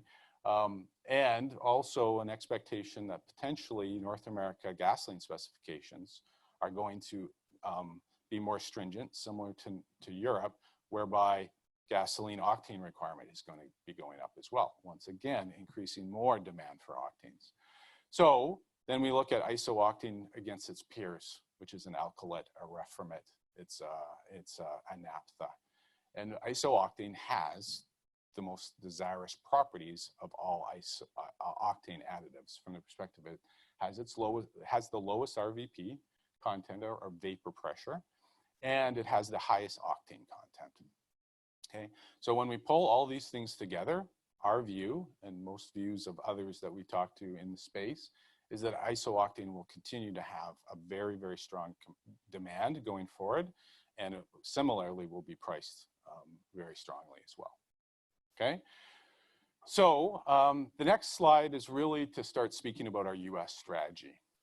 This slide was intended to illustrate that we've been in these markets for the last 20 years. We've been in the Midwest and Conway market, selling both propane and butane, Gulf Coast market in Mont Belvieu, and also we've been very active in the Bakken with respect to being able to access butanes that whether we pull into Alberta or we pull back into markets in the US.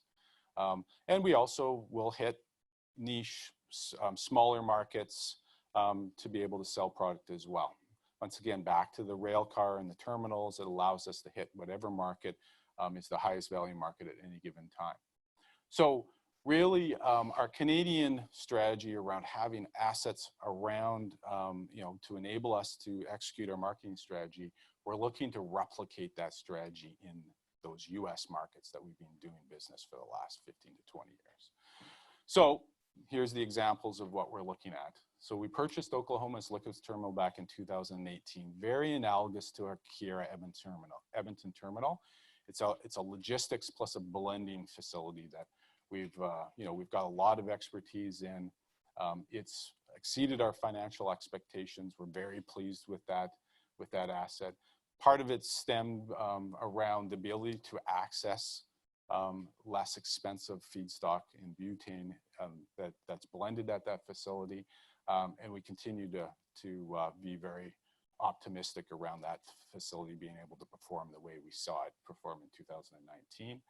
Wildhorse is an asset and an opportunity that we're very excited about, very similar in size and scope to Baseline Tank Terminal that we have in Edmonton. Fee-for-service business, in the most liquid oil hub in North America. So at the end of 2020, when it comes online, we expect very strong results from it as well. And then finally, a new investment that we're announcing today, which is a butane on-demand gasoline blending facility at the Galena Park terminal in the Houston Ship Channel. And that's the same Galena Park that we have been shipping a significant amount of isooctane into over the last 5-6 years since we've owned AEF. That is a technology that's very similar to the isooctane blending, and it also involves the same customers that we've been dealing with on the isooctane side we'll be now dealing with on the butane on-demand blending for gasolines at that facility as well. So finally, I missed one point. Oklahoma Liquids Terminal and Wildhorse, as we go to the next slide, you can see it. They're actually quite synergistic as well from an operational and commercial perspective as well. So now, hopefully we can see that we're starting to round out the same strategy that we have in Canada now in the US, in markets that we're very familiar with very targeted niche investments, high rate of return investments to supplement our business as we grow that business, okay? So in the Gulf Coast, the only thing I haven't talked to is the Hull terminal. We purchased that facility and have been able to now put some pipe around that to access to the east, the Beaumont Port Arthur market, and to the west, Mont Belvieu. So where we're headed in the next 5 years, well, the expectation is that we're going to have Wildhorse up and running and very happy with the returns that we're expecting off of that asset in late 2020. We have the new Galena Park butane on-demand blending facility that I just introduced. Opportunities around caps that Brian talked about, and that's why I love the slide that he finished off with, is that our ability to be able to create margin within the marketing group is very much influenced by the assets that are upstream of it.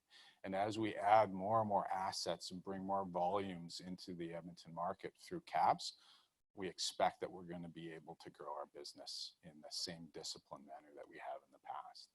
And we'll continue to selectively pursue high-value niche opportunities.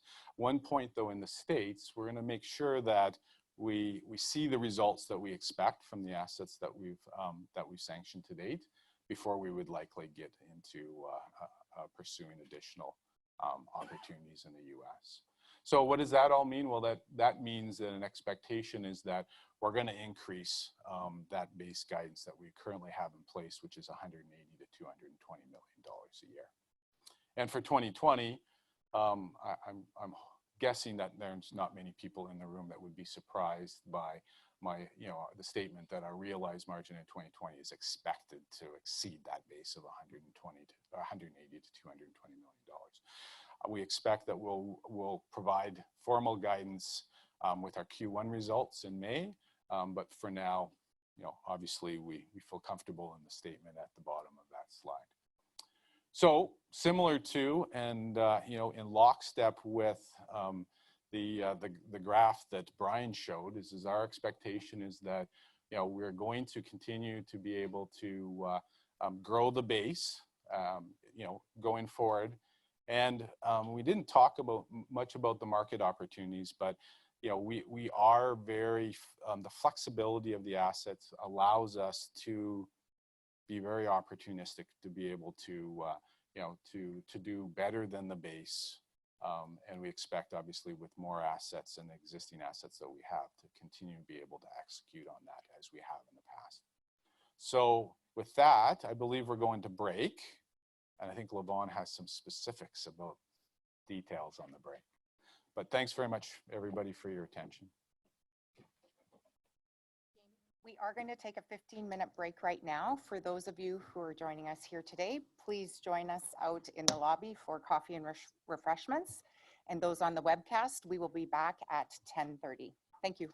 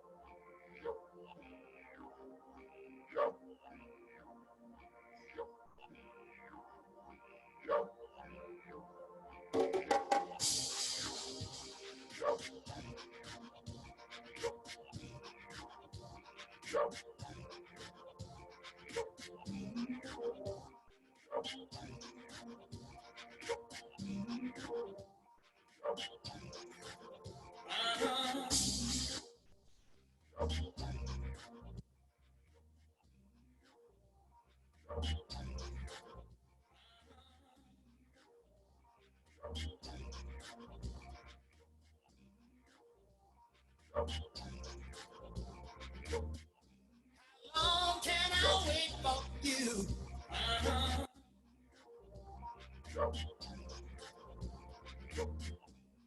Long can I wait for you?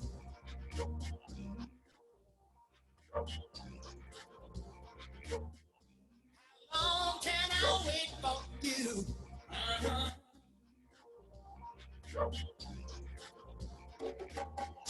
How long can I wait for you?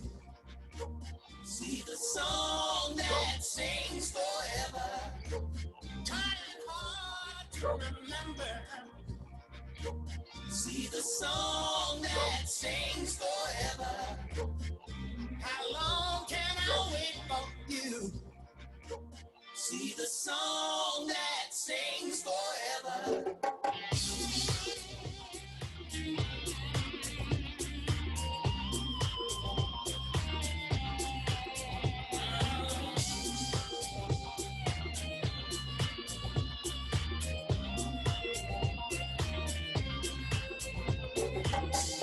How long can I wait for you? See the song that sings forever. Trying hard to remember.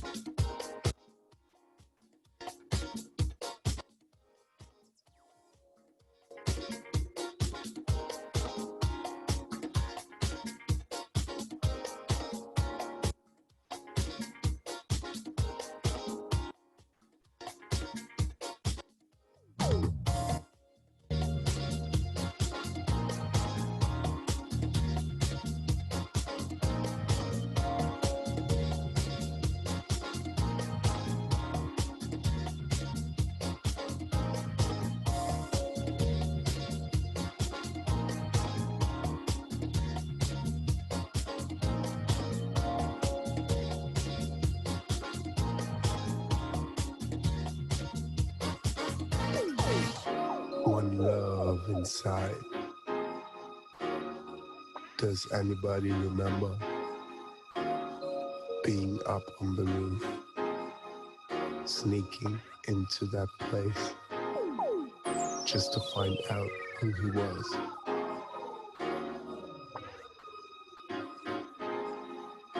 And we survived together, 'cause his music saved our life.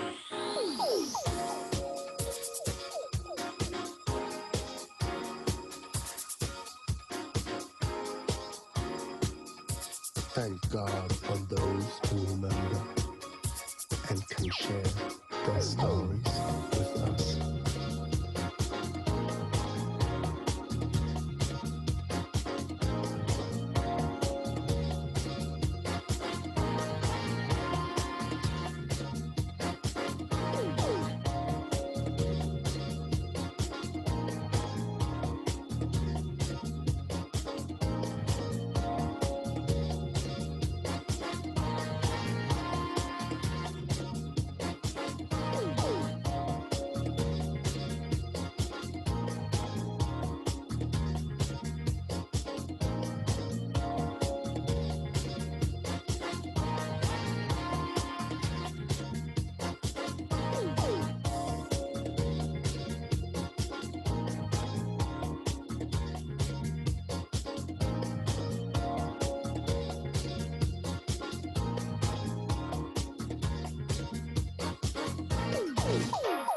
Every time I think of it, it brings tears to my eyes, but joy to my heart. I'm glad that I was a part of that place, changing thousands of people's perception of groove, sound, and the world around them. Thanks for the music. Thanks for the truth.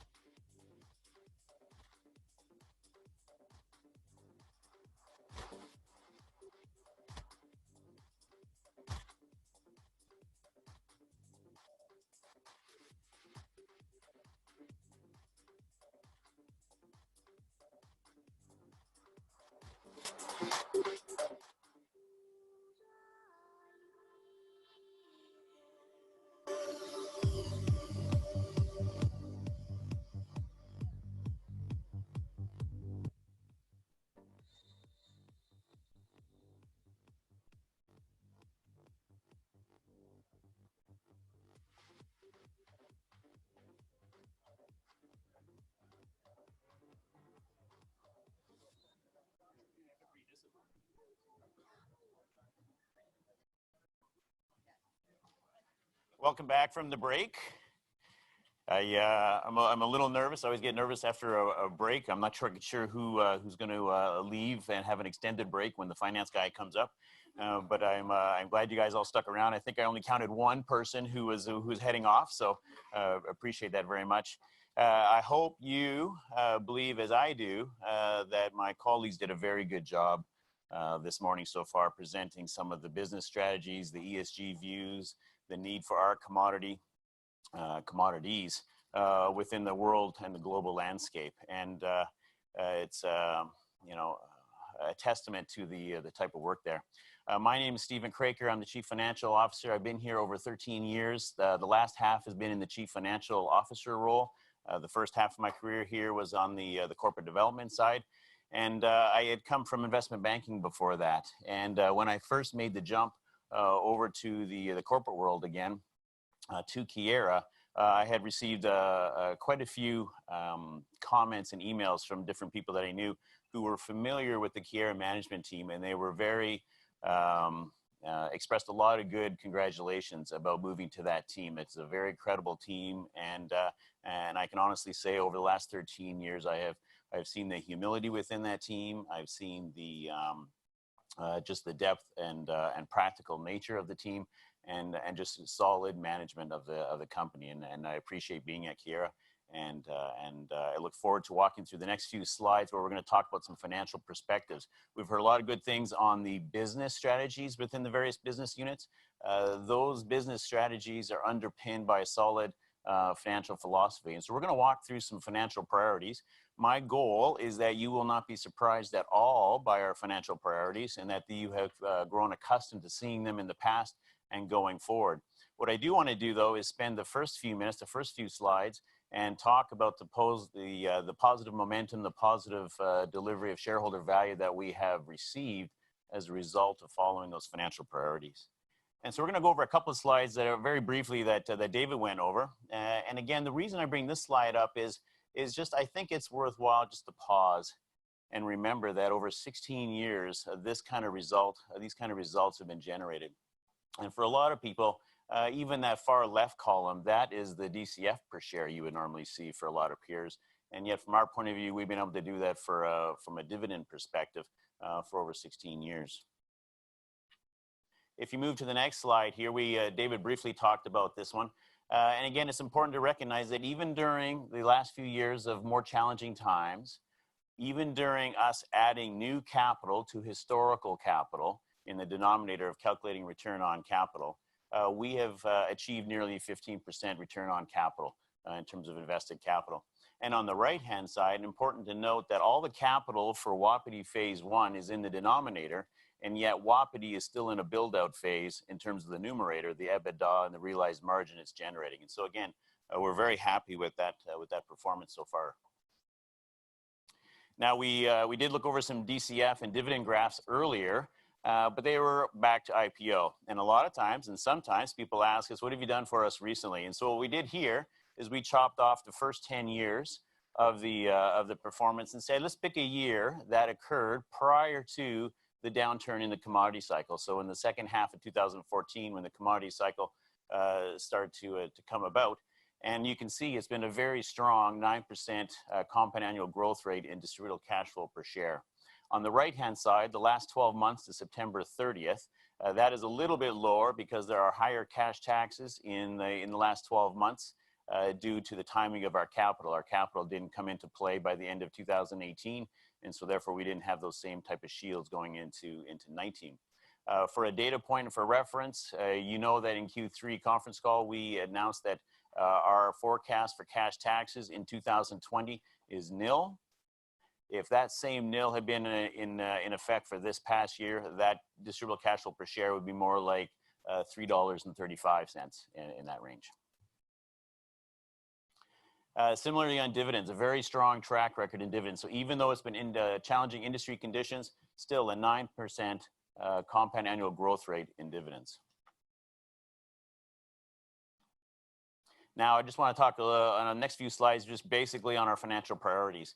And, you know, we boiled it down to a very small group of them: continued disciplined capital allocation and preserve our financial flexibility. And out of those is our third one, which is to grow the dividend steadily. And so we're just going to spend some time now on continued disciplined capital allocation.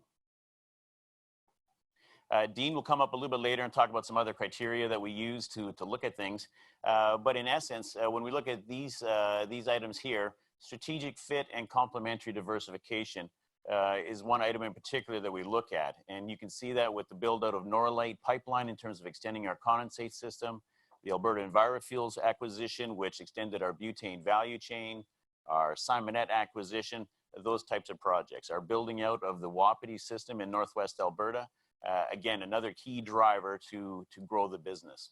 Also, complementary diversification is also a key aspect. And when we look at that, something like the Baseline tank terminal would be a key item there. The Wild Horse terminal in the US, where we're leveraging our expertise in Canada and bringing it down to the US as well. Another criteria we want to look at is increased cash flow per share. And to use as a marker for that, to help people look at that and measure us and hold us accountable to that, we came out in the spring and said that our capital program, we expect to generate a return on capital of 10 to 15% on that annually.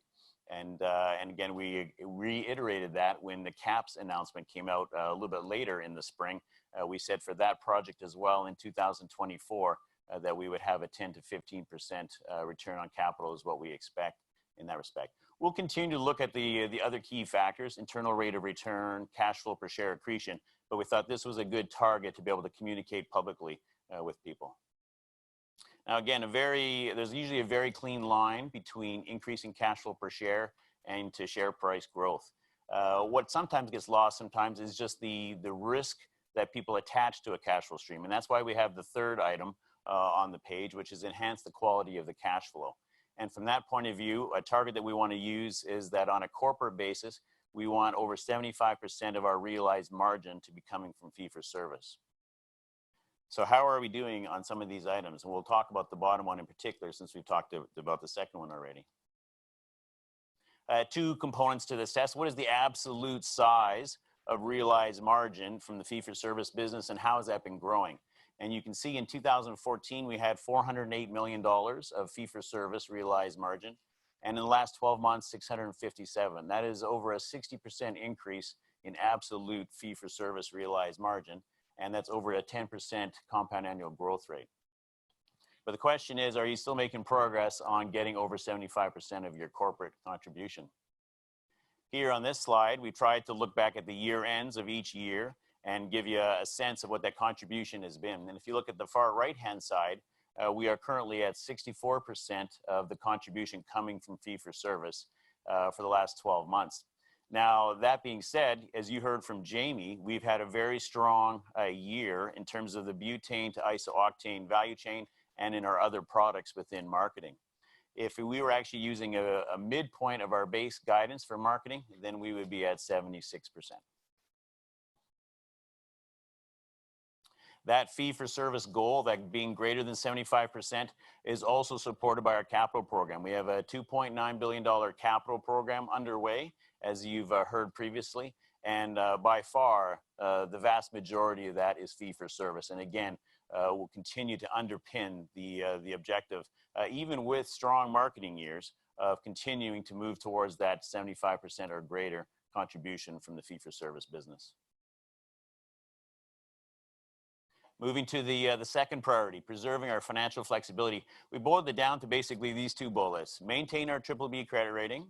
That allows us access to different sources of capital and financing.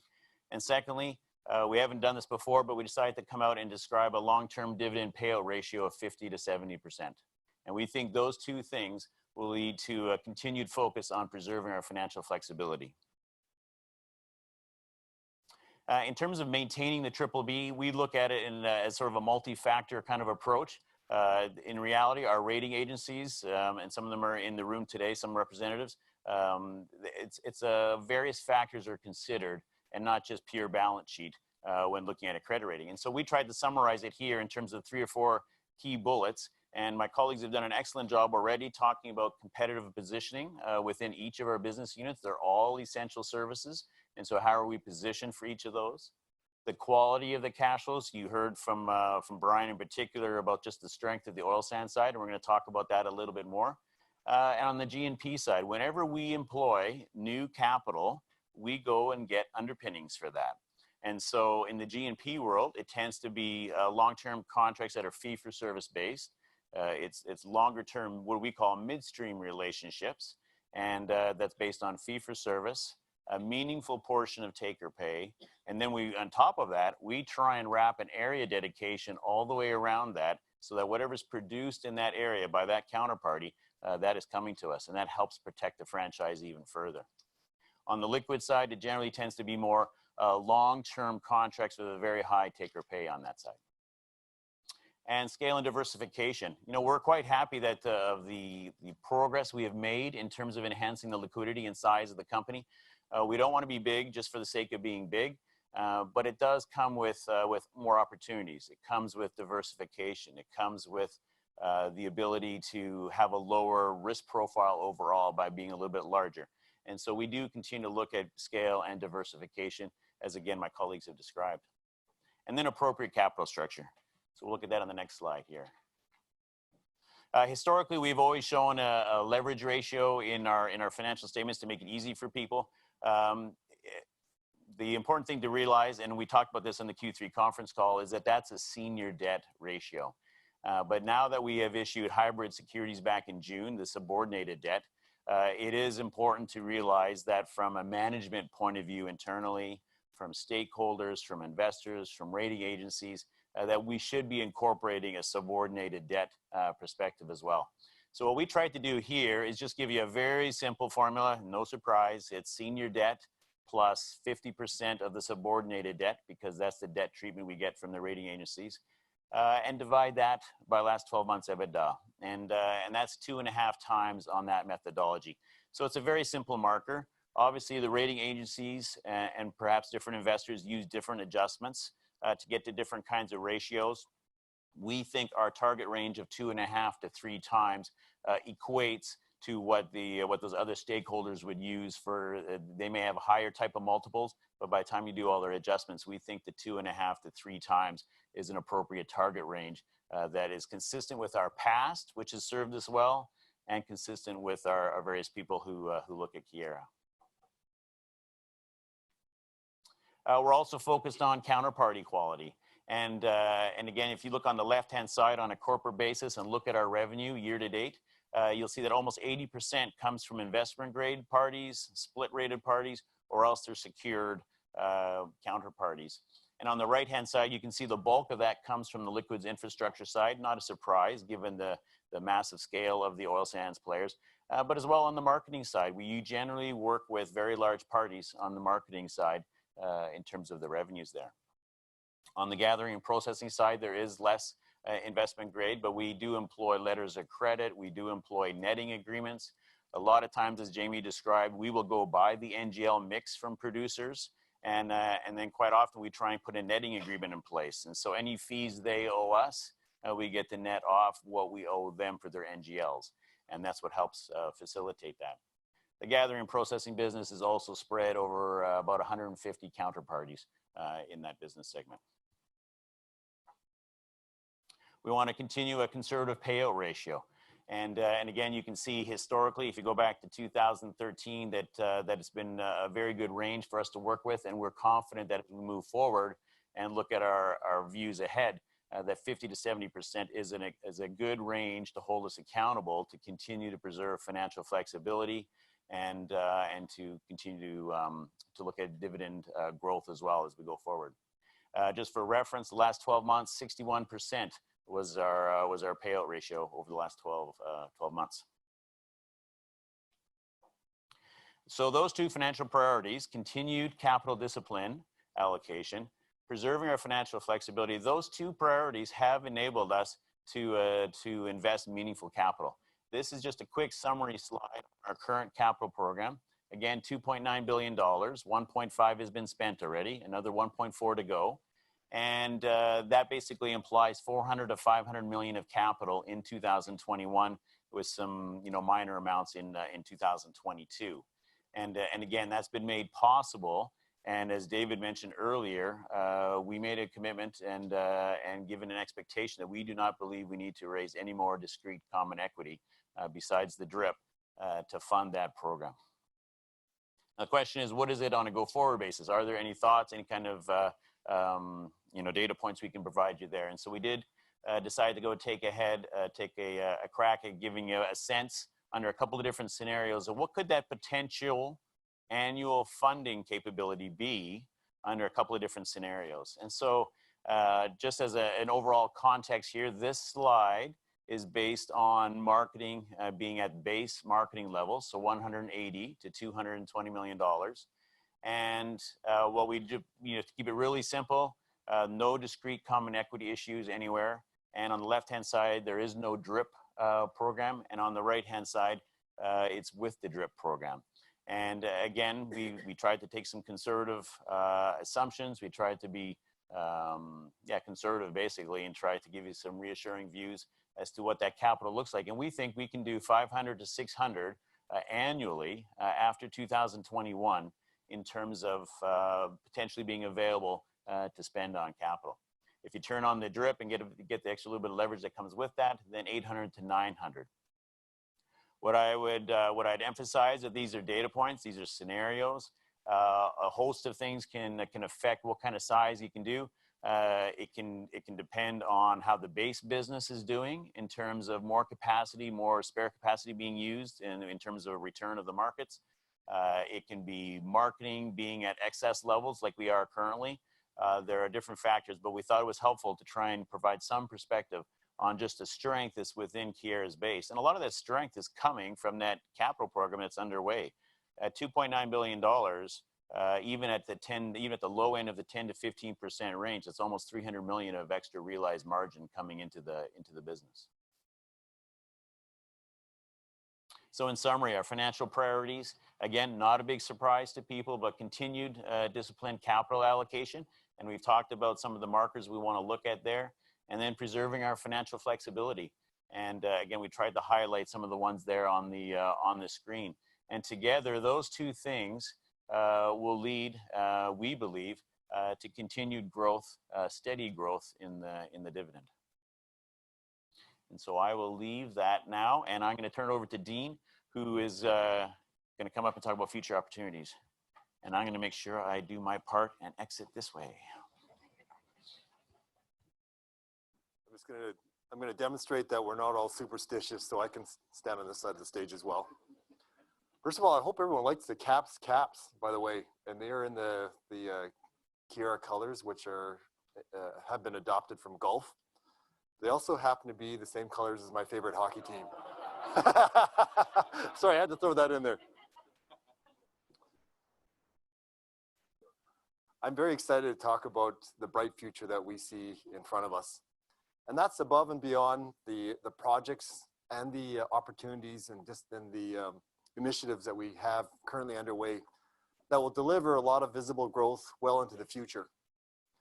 But I want to make it clear that we will not pursue any opportunities without them being fully aligned with the financial parameters and discipline that Stephen just talked about. To be a little bit repetitive, we provide essential services from production to end markets. Our goal is to capture as much value in this equation as possible. When we do that, we have more flexibility to competitively attract more volumes into our system, which enhances our overall profitability. As you've heard today, we have a lot of growth opportunities within our base business. In our gas gathering and processing segment, in our northern area, we have our Montney Duvernay build-out.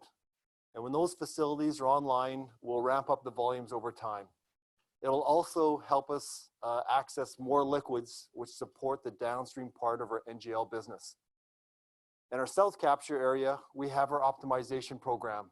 And again, that's all designed to enhance our overall competitiveness by reducing our cost profile, but also increasing our utilization. So our per unit costs will be more competitive, where we can attract more volumes in our system, and again, increase the profitability for Keyera. When we look at liquids infrastructure, we have two significant businesses in this segment. One is our fractionation, storage, and terminaling business. The other is our oil sands services. And the oil sands services are really anchored by our diluent handling capabilities and also our condensate storage as well. Both of these businesses are highly profitable businesses with significant barriers to entry. We see a lot of growth from these two businesses for many years to come. On top of that, Brian talked about our KAPS pipeline. And to me, this is a transformational project for our company. It's going to connect our upstream gas gathering processing assets with our downstream NGL business and make that whole system more competitive. It will enable us to access more liquids for the downstream part of our NGL business. Where we see significant opportunity going forward is to access high value markets. And that might be accessing them or upgrading them into high value markets. Why do we say that? It's because we have world-class reserves in Western Canada. What we lack is enough market. And so we can be part of that solution. So our goal is to access the highest value market for every product in our system. And I'm going to talk about each one of them. So that starts with ethane. Ethane is oversupplied in our basin. And today, a lot of it is left in the natural gas stream. So it's sold as natural gas. And it's either consumed as natural gas or it gets exported into the US. We have a couple of petrochemical companies in the province that use ethane as a feedstock, and we do supply ethane feedstock to them. Our goal is to secure more long-term contracts to supply that ethane feedstock. And whether it's for the existing facilities or new ones that could be built in the future. You probably heard that the Alberta government wants to diversify Alberta's economy. And part of that is they're looking to provide more incentives to attract and enhance petrochemical development. If this occurs, again, we're a natural supplier of that feedstock. If we're able to secure more long-term contracts, it will help economically support enhanced ethane extraction. And that could happen in both parts of our G&P portfolios, either in the north or the south, where we would take a deeper cut of ethane, NGLs, which would include ethane. We would move that ethane mix through one of our NGL gathering systems, be it Keylink or KAPS. We could switch both of them to a ethane plus stream. And that would lead to more opportunities to create more de-ethanization capacity, fractionation capacity, and also storage to supply that feedstock to petchems. So again, that's part of our overall goal is to secure more long-term contracts in this area. Propane is another product that is in oversupply in Alberta. Most of it gets exported out of the province. We have 3 facilities that have truck and rail capabilities, export capabilities. And that's up at Fort Saskatchewan, Edmonton, and also at Rimbey. All 3 are pipeline connected. And we can also access both rail lines, CN and CP. So we have a tremendous amount of flexibility within these 3 assets. Today, we use our truck racks to serve local markets, and most of that is for industrial use. We use our rail racks to export propane right across North America and to the highest value markets. So sometimes that product goes out to the east. It can go mid-continent to a Conway market. We ship product down to our Hull terminal down in Texas, where we access Mount Belvieu pricing. At times when at the Mexican border, we can deliver product there when they pay the most money for it. And we can also export to the West Coast. So again, a tremendous amount of flexibility. Our goal overall is to have the assets in place where we have the flexibility to access the highest value markets as they continue to evolve in the future. So one of those markets that we see that will continue to grow in the future is the market for solvent. And the solvent, propane is used as a solvent in SAGD operations. The reason why it's valuable is that it helps to mobilize the bitumen subsurface. It reduces steam-oil ratios, which improves economics, but also reduces the carbon intensity of the projects and also reduces the amount of water consumption as well. So because of that, we see the demand for solvent growing over time. And as that demand grows, we'll look for more efficient solutions to deliver that product to site. And that includes pipelines. On top of that, we're seeing petrochemical development. And again, PDH facilities that require propane as a feedstock. The first will be in service, or is expected to be in service, in 2022. We're going to be pipeline connecting to that facility. So again, we can deliver propane as a feedstock to them. And then when we look longer term, we see a lot of demand in the world for propane to be in Asia. And we have a structural advantage off the west coast of Canada. And that's because of the shorter shipping distances. So we can make a round trip by ship in about 25 days less time than the US Gulf Coast. The other factor in our favor is that we don't have to contend with the Panama Canal. And you know, that area is seeing increased congestion with the amount of ships that are flowing through it. And again, it poses an additional risk for the buyers of propane. So again, another advantage that we have off the west coast of Canada. So overall, as I mentioned, our goal is to have the flexibility within our assets to access the highest value markets. We see West Coast exports as being one that we have to continue to evaluate. And that could be, we lock it up, that opportunity up with contracts, contractually, or we may also participate in a West Coast terminal as well. So that's what we're evaluating and looking at for propane. We handle a lot of butane in our system as well, and a lot of that is because of our Alberta Envirofuels facility, which produces isooctane. We use butane as a feedstock, and our AEF facility consumes more butane than any other facility in Edmonton. We also deliver butane for the blending markets in Edmonton, and some of that is to the refiners in the area. But we're also, as I mentioned, looking at West Coast offtake opportunities and the potential to export butane off the West Coast. Because we have such a great profitable franchise with our AEF facility, we're looking at opportunities to expand it, to have capacity to make more isooctane. And when you look at the future of fuels, and Jamie talked about this, it's going to a higher octane spec. And that's because the car manufacturers, the auto manufacturers, are making engines that are higher compression and they require a higher octane count. And that's to meet fuel efficiency improvements. These gasoline specs, we're already seeing in places like Europe. On top of that, there's been more regulations that have been added. And if you look at the Tier 3 standards in the US, those have been put in place to reduce the amount of sulfur in the gasoline. And they come into full effect in January of 2020. On top of that, there's penalties for aromatics. So products like benzene that have health risks. Again, they're trying to eliminate that from the gas pool. On top of that, there's RVP restrictions, and that's to limit the amount of vapors that emit up into the atmosphere. So when you look at products like ethanol that have a bio component to it and they're very economic, they're high in octane, but they're also high in RVP, so they're not the total solution going forward.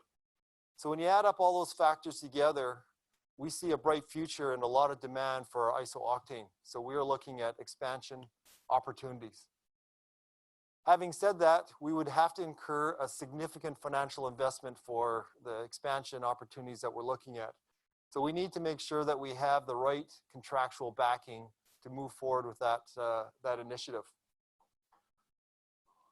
The other thing I'd like to mention is that we have a tremendous competitive advantage at this site relative to anyone else who wants to build a facility like this one. We have a lot of infrastructure in place that supports an expansion already.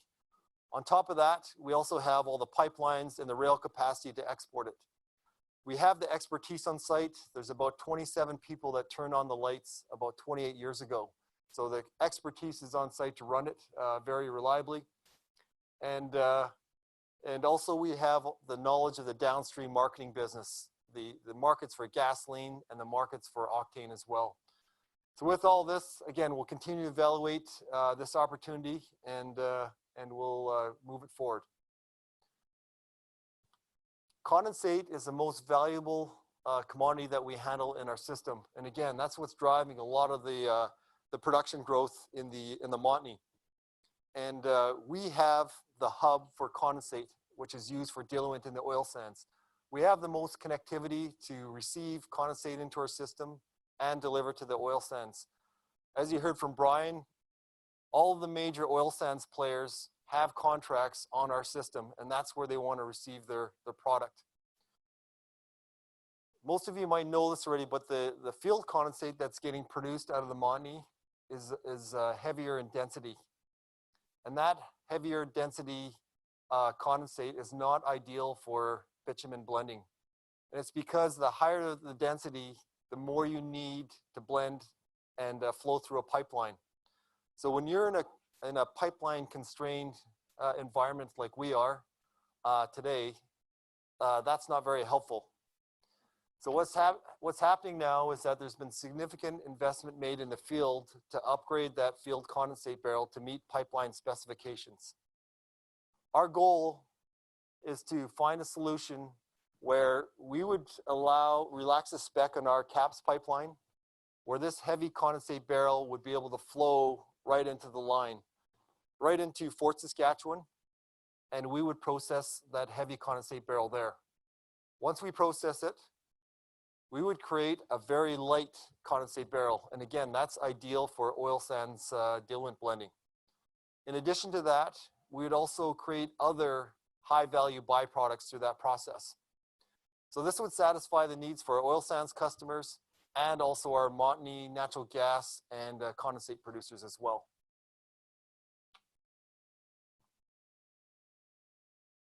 Crude oil. We have a above ground tank storage facility called BTT, our baseline tank terminal, and it has 4.8 million barrels of capacity. We have the ability to expand this facility by 1.8 million barrels. The great thing about this site is that we already have a lot of the infrastructure to support that expansion. And that includes the manifolds, the pipelines, the pipe rack. We have a bridge over a highway in Edmonton, again, to bring our pipes over top of that highway. It's called Baseline Road. We have our office there and also the personnel on site to run that facility. So again, the expansion would be very economic. What's important to know about tank storage is that you can build it anywhere. What makes it valuable is the connectivity. And we have unparalleled connectivity at this site. So when we see the expansion, the Trans Mountain expansion finally built, we certainly believe with it there'll be more demand for above ground tank storage. And again, we have the site to build the next expansion. I should also mention that Pembina is going to be our partner at this site, and we will work closely with Pembina. We're very aligned to maximize the profitability of this business.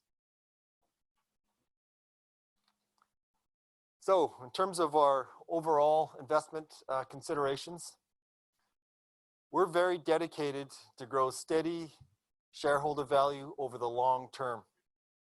What that means is that we're looking for opportunities that are complementary to our business and our expertise, ones that will serve as platforms for future growth well into the future. They have to have the contractual backing that will deliver and be consistent with the financial parameters that Stephen laid out earlier. And they have to meet our return criteria, to meet our minimum thresholds. And ideally, that means that we have a fee-for-service component that gets us into our return on capital hurdles that you see here, but also have marketing opportunities where we can generate industry-leading rates of return on our opportunities. They have to be accretive to our cash flow, which also drives our dividend growth in the future. And it's a track record that we're very proud of. And we also have to preserve our financial flexibility. So what that means is that our opportunities have to be aligned with our financial capabilities. So with that, I'm very pleased to again outline some of the opportunities that we see ahead of us. On behalf of our team, we're very committed to deliver shareholder value. And with that, I'll turn it over to our CEO, David Smith.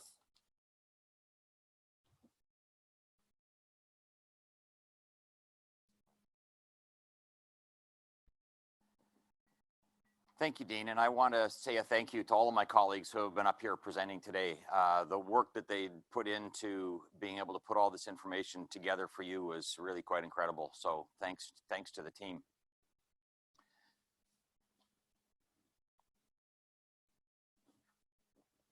So there you have it. We are delivering positive energy. We are focused on operational excellence, successful project execution, disciplined capital allocation, providing unparalleled customer service, enhancing profitability, maintaining a strong balance sheet, effective risk management, improving the environment, and steadily growing our dividend. We are in it for the long term. We have created significant competitive advantages and barriers to entry, as you've heard today. And we have a great team. In my opinion, we have the best team in the industry. We care. We care about the business. We care about our customers, our communities, our shareholders, our other stakeholders, and we care about our planet, and we care about each other. I'm proud of our team, and I'm proud of our track record, and I'm proud of the contribution that we're making to the Canadian economy and to the health of our planet. I'm excited about the opportunities that we have ahead that you've heard about. We invite you to, I hope you are as energized about Keyera's future as we are, and we invite you to join us in our journey to deliver positive energy. At Keyera, we are connecting energy for life, and we are never done. Thank you for listening, and I think at this point, I'm going to invite my colleagues up here to entertain your questions.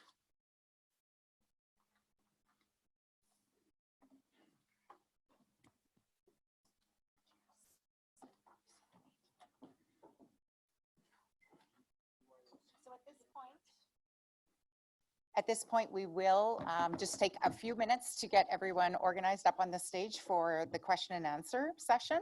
For those of you joining here today, you can either raise your hand and we'll bring you a mic to ask your question. You can also submit a question via text, and the phone number, the number to do that is on the back of your name tag. And if you're joining us on the webcast, you can submit a question via there as well.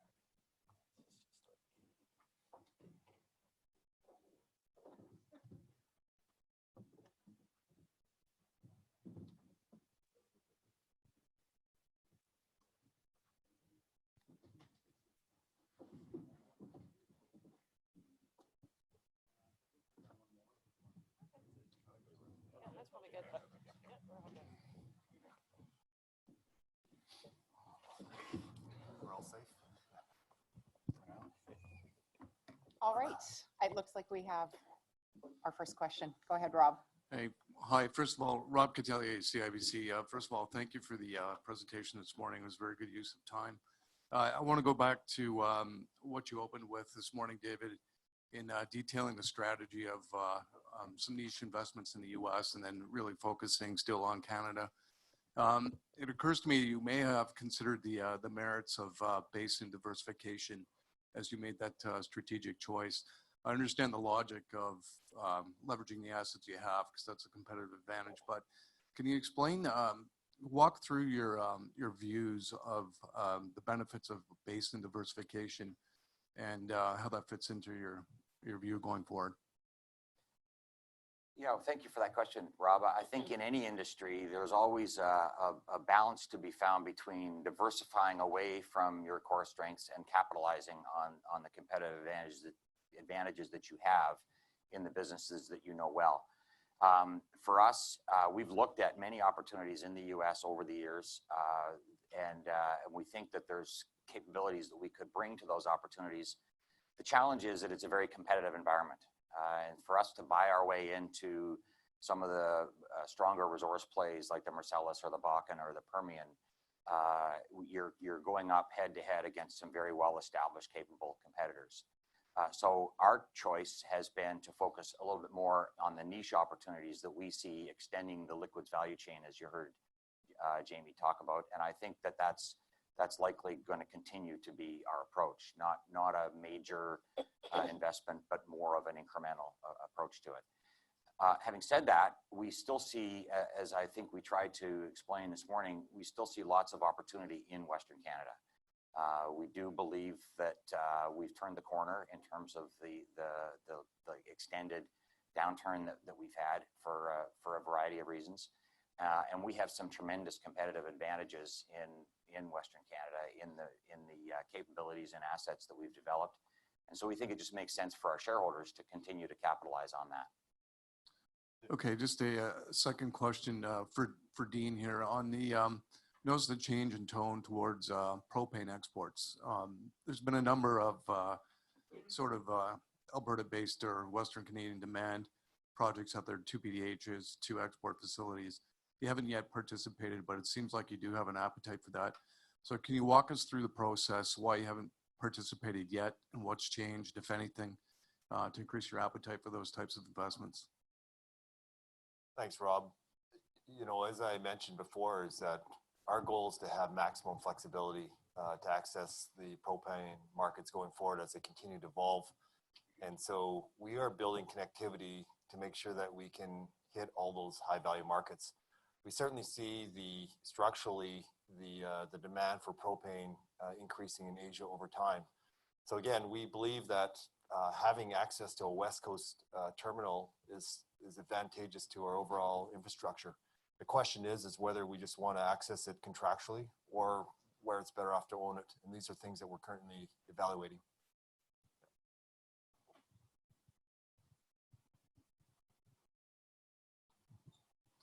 Andrew Kuski, Credit Suisse. There's some talk about expanding AEF, but maybe more direct, and it wasn't really directly addressed in the presentation, but talked around just about increased fractionation capacity at the Fort. What can you do in your existing footprint to really double up the facility? And then with the lands that you acquired not that long ago, where would you think about additional frac capacity? Because it ties into so many things that you do. Brian, do you want to talk about that? Sure. So I think what I would have referred to is fractionation and storage is a key part to our business, and we feel like we're good at it. And so I think when we look out at opportunities and with caps now, there will be a need for incremental fractionation capacity. And our options are really to expand at KFS. We have room to probably add another 65,000 barrels a day of fractionation capacity there. But certainly at that land that I noted in that one slide there where we showed 1,290 acres, we have land to develop that with a whole lot more than that. And so it's really though going to be developed over time, and we'll be doing it within the criteria that Stephen and Dean had laid out, and we'll look at the opportunities to do that. It'll be driven by the customers wanting that service, but I think certainly caps is probably going to be a bit of the driver for that as we look forward.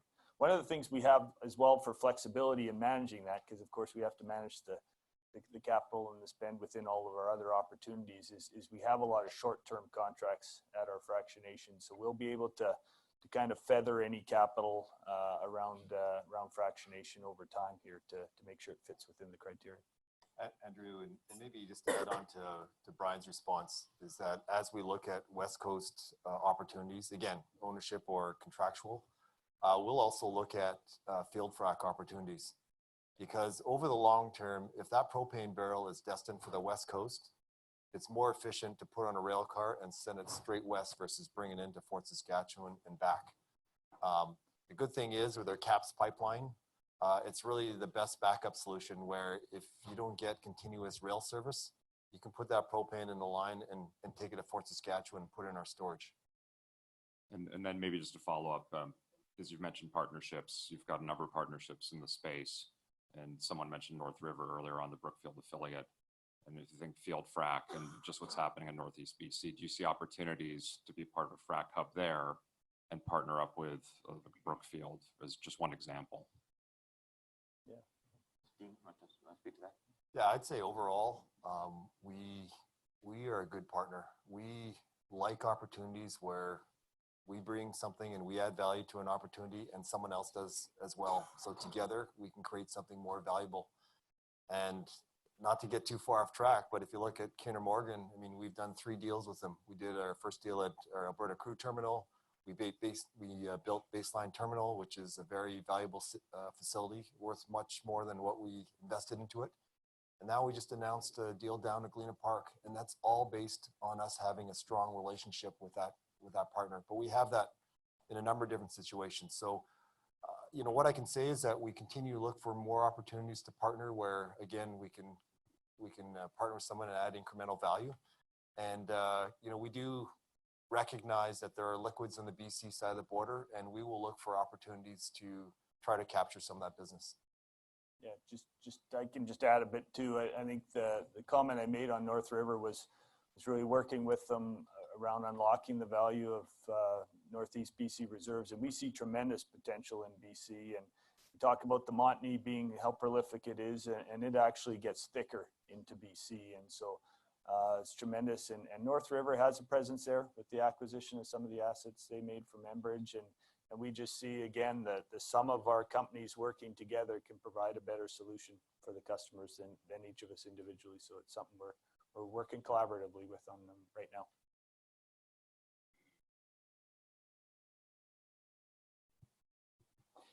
Matt Taylor here from TPH. So Dean, you had mentioned that Galena Park investment. Can you provide more detail on that? Perhaps some CapEx return assumptions, and then even more broadly, if you see some more opportunities down there, what would those entail? Yeah, sure. So Matt, thanks for the question. Capital wise, it'll be less than $50 million US. We would expect on the range that we shared, 10 to 15% rate of return on capital. It will be on the high end of that range. It's the assets that we're going to get access to is a connection into a pipeline that's sourced out of Mount Belvieu from a butane storage perspective. So we're going to be pulling volumes out of Mount Belvieu through pipe, interconnected into Galena Park, connected to a 30,000 barrel sphere that will then be connected into over 25 tanks on site, 6 channel crossing pipelines, because our partner is Kinder, and they have a terminal across the channel called Pasadena. Collectively, Galena Park and Pasadena is the largest gasoline hub in North America. So the on-demand nature of it is just to be able to obviously get the maximum butane content into the gasoline. It's a service that customers at Galena Park and Pasadena have been asking for from that owner, and we're extremely excited about the opportunity to partner with Kinder in this project. Yeah, thanks for that. And then just a second one, if I may. A diluent recovery unit has now been announced. Can you just, 2-part question, can you announce what your thought, or can you talk about what your thoughts there would be on diluent demand in the basin, and what that would be for impact to potential cap service? And then kind of a follow-on to that, would you guys be interested in doing something like that, given your rail connectivity and obviously you're well positioned with KFS? I'll let Brian Martin talk about the DRU. So the diluent recovery unit you're talking about that was announced was the one at Hardisty with Gibson's, I assume. And so we believe that that's a good, solid investment for Gibson's. So we applaud them for that. I think it's good for the industry as well. And I think the reason Hardisty is probably the right place for that, from my perspective a bit, is that it's there's all sorts of different crude slates that they can draw from over time. It's not just one source of crude. So again, we feel like it's a good investment. That crude has historically and is today moving in downstream pipelines. So if that now is no longer moving in pipelines because it's going through the diluent recovery and onto rail, we think that it'll be easily displaced with other crude barrels from the oil sands. And so from impact on Keyera perspective, it could be a net gain. Actually, in terms of that diluent that's recovered down in Hardisty will very likely find its way back up Southern Lights and into our system or up to the oil sands, as well as it will now allow for incremental volumes to actually leave the province on pipe. So I think it's a win for Gibson's, it's a win for the industry, and probably a win for us. With respect to whether we would look at a diluent recovery unit, we look at lots of things, and again, it has to fit the criteria of the opportunities, and we haven't kind of made one of those work yet, but we can continue to look at a lot of things. We'll take Ben's question. Hi, Ben Pham, BMO Capital Markets. This question is maybe for Dean. When you think about projects in development, whether it's AF expansion, new fracs, could you quantify the total investment opportunity for us? It's significant. What I want to make clear, though, Ben, is that the current projects that we have sanctioned, including CAPS, those will be completed into 2022. So the projects and opportunities that I just talked about in the last section of the presentation, the material amounts of spend would occur in 2022 and beyond. So we're looking at sort of a 5-year window beyond that. So they fit nicely in terms of where our capital commitments are or where we'll have free cash flow. As I said, we will not pursue anything that is beyond our financial capabilities. And again, where necessary, we'll bring partners. So, what our net exposure will be to that capital, it's something I guess we don't know today, but it's significant. The opportunities that you just saw require significant capital. The great thing is I believe we have more opportunities than we have cash, which is maybe not a bad position to be in. Excuse me, ESG, just curious, not sure if you know, but where do you stand relative to peers? I mean, you spent the last 2 years on disclosures, and is there anything, just where you stand, is there anything where there's some easy pickings where you can really move up the score in the metrics? Nancy, do you want to respond to kind of where we stand in terms of some of the ratings that are out there for ESG? Sure. So I think you well appreciate that sort of the criteria and the agencies are multiple and various and use different criteria, and also that different peers report very differently. So I don't know that it's necessarily an apples to apples comparison in all cases. What I will say is that we have done that analysis, and that we do rate consistent or favorably to our peers by our own analysis. In respect of the various agencies, I would say we rate generally consistent with our peers, and in some cases we've been rated as an outperform. Sustainalytics and ISS in particular, that we've received outperform ratings. And I think we'll all continue to get greater transparency into that as we get more consistency on the methodology about how everyone is reporting and the different agencies that we're reporting to. But we have reported to pretty much all the major agencies in part for that purpose, which is to get a bit better of a sense of how we're performing relative to our peers. But in respect of any low-hanging fruit, I don't think that we have identified anything that's of significant concern to us that we need to imminently address. I don't know if that answers your question. That's great, thank you. I think if you pass it ahead, Linda has a question. Sure. Just to follow on the bucket and scale of growth opportunities, is it reasonable to assume that if you're able to invest at your 10 to 15% return expectations, your free cash flow, that the cadence of growth continues apace with your historical growth rate, or do you see it tilting differently over time? That's a difficult question to answer, Linda, because it depends very much on the nature of the capital investments. A big part of the capital program that we have underway now has a little bit of a longer lead time associated with it in terms, to get to the 10 to 15% return expectations that we have. And so that will ultimately determine when you start to see that cash flow growth that will in turn generate more cash flow for reinvestment. It's a bit difficult to make a general statement about that. Stephen, I don't know if you have a comment. And just as a follow-on from a macro industry perspective, there's the potential for change beyond DRU in the condensate industry. You know, there's been some speculation that over time, one or both of the condensate import lines into Western Canada could reverse over time. How are you thinking about those possibilities, and how does that influence how you navigate your opportunity set within condensate and make it resilient in all possible future scenarios? I'll turn that one over to maybe Dean or Brian. Sure. So good question. What I'd say is we certainly acknowledge and know that condensate is the biggest cost for oil sands producers. So I think we're aware of that, and we actually work with the oil sands producers, and we'd rather be working with them to solve some of those issues and be in front of it, as opposed to just sitting back and then having impacts on that. So we are engaged with them, talking about those opportunities.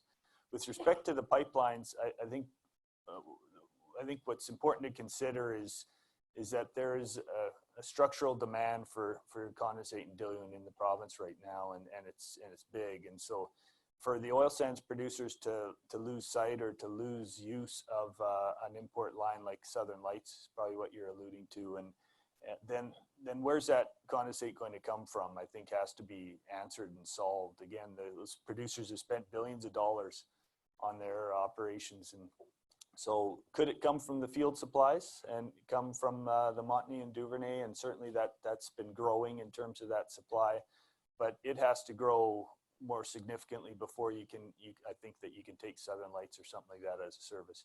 If it were to be taken, and I can't comment on that, Enbridge is in a better position to comment on that than us, but if it were, then I think we almost have a bit of a natural hedge, and that'll be very good for CAP's business then. Likely bringing condensate in from the province, because again, that condensate's got to come from somewhere, and also our rail infrastructure then, so bringing in imports of condensate into ADT or South Cheecham terminal would probably be very bullish for that business as well. So I would add to that you know, we've heard lots of speculation about Southern Lights reversal. You know, when we talk to Enbridge, they emphasize that their customers will ultimately determine what they do with that, and their customers are the oil sands producers, who are the consumers of condensate. And as Brian mentioned, they want diversity of supply for that condensate. So I personally think that it's not something that's anywhere close to imminent. Having said that, we've designed our system for condensate handling with as much flexibility and diversity in it that we can provide the services to our customers regardless of where those barrels are coming from. Yeah, I'd also add that, again, the oil sands producers want that light barrel, which they get that from the US Gulf Coast. Second thing is, to Dave's point, is that I don't think they ever want to be caught short condensate in the market, because if that happens, it's going to trade at a huge premium, which adds to their overall costs. So I think those are the two things that they probably consider. Go ahead, Rob. All right, Rob Hope, Scotiabank. Hoping you can add a little bit of color on the 2020 financing plan. So you have the drip on right now, but 2020 looks to be another good marketing year, and you're getting a normalizing of CapEx into 2021. So how are you looking at the drip through 2020? Stephen? Yeah, from our perspective, we right now are continuing to envision that being on during 2020. Every spring, we have a chance to look at what our marketing results will be for the upcoming year in terms of a contracted nature, or at least a preliminary look at that.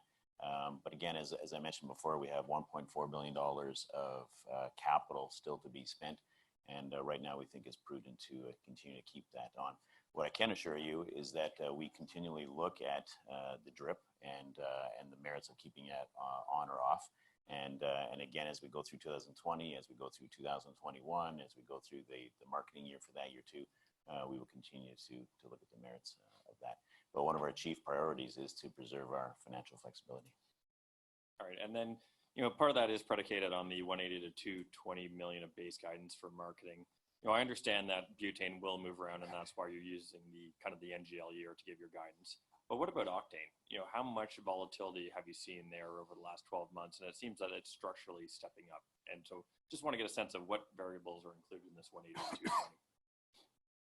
Maybe I'll talk the first part on the base marketing range, and then maybe Jamie can talk a little bit about the perceived volatility on isooctane. We tried to give some guidance back in the spring on just some anchor points around that base guidance. So we used a marker of $55 to $65 US WTI as a sensible kind of context.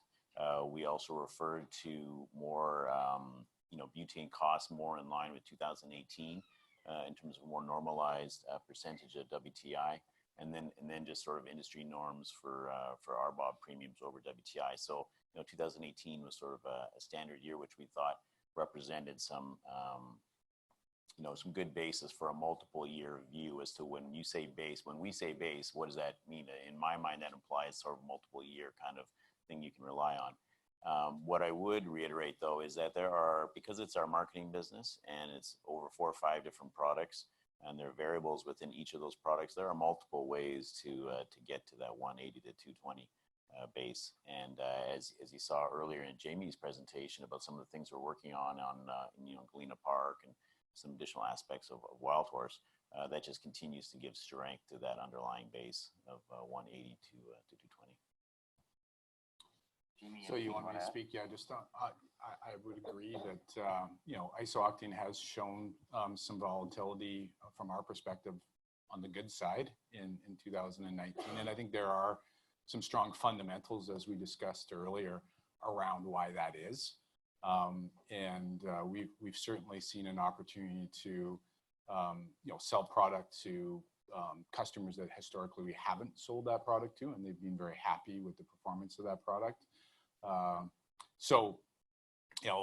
The other thing though, I think is the nature of gasoline pricing in RBOB as well, and how that ties into distillates, because we're seeing a bunch of refineries now change their process to serve more of a new marine spec that's coming out of IMO 2020. There's a lot of dynamics going on in North America right now with respect to the gasoline complex, and then ultimately the octanes on side of it, which are all, in my mind, tailwinds towards having a very positive view with respect to the value of isooctane coming out of AEF.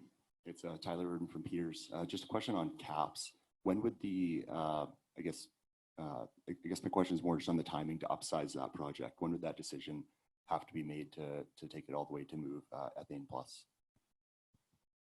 Dean or Brian, you want to deal with that? So the alternatives for ethane plus, what we hear from our customers, again, I emphasized how we try to listen to our customers, and when we listen to the petchem operators and that are existing or wanting to do business in Alberta, what they need is certainty that we can provide a C2 plus service, and then certainty as well of what the content of that ethane would be in the stream. And so as we have those discussions with the producers, the options are it could be batching in an existing one of the existing 2 CAPS pipelines.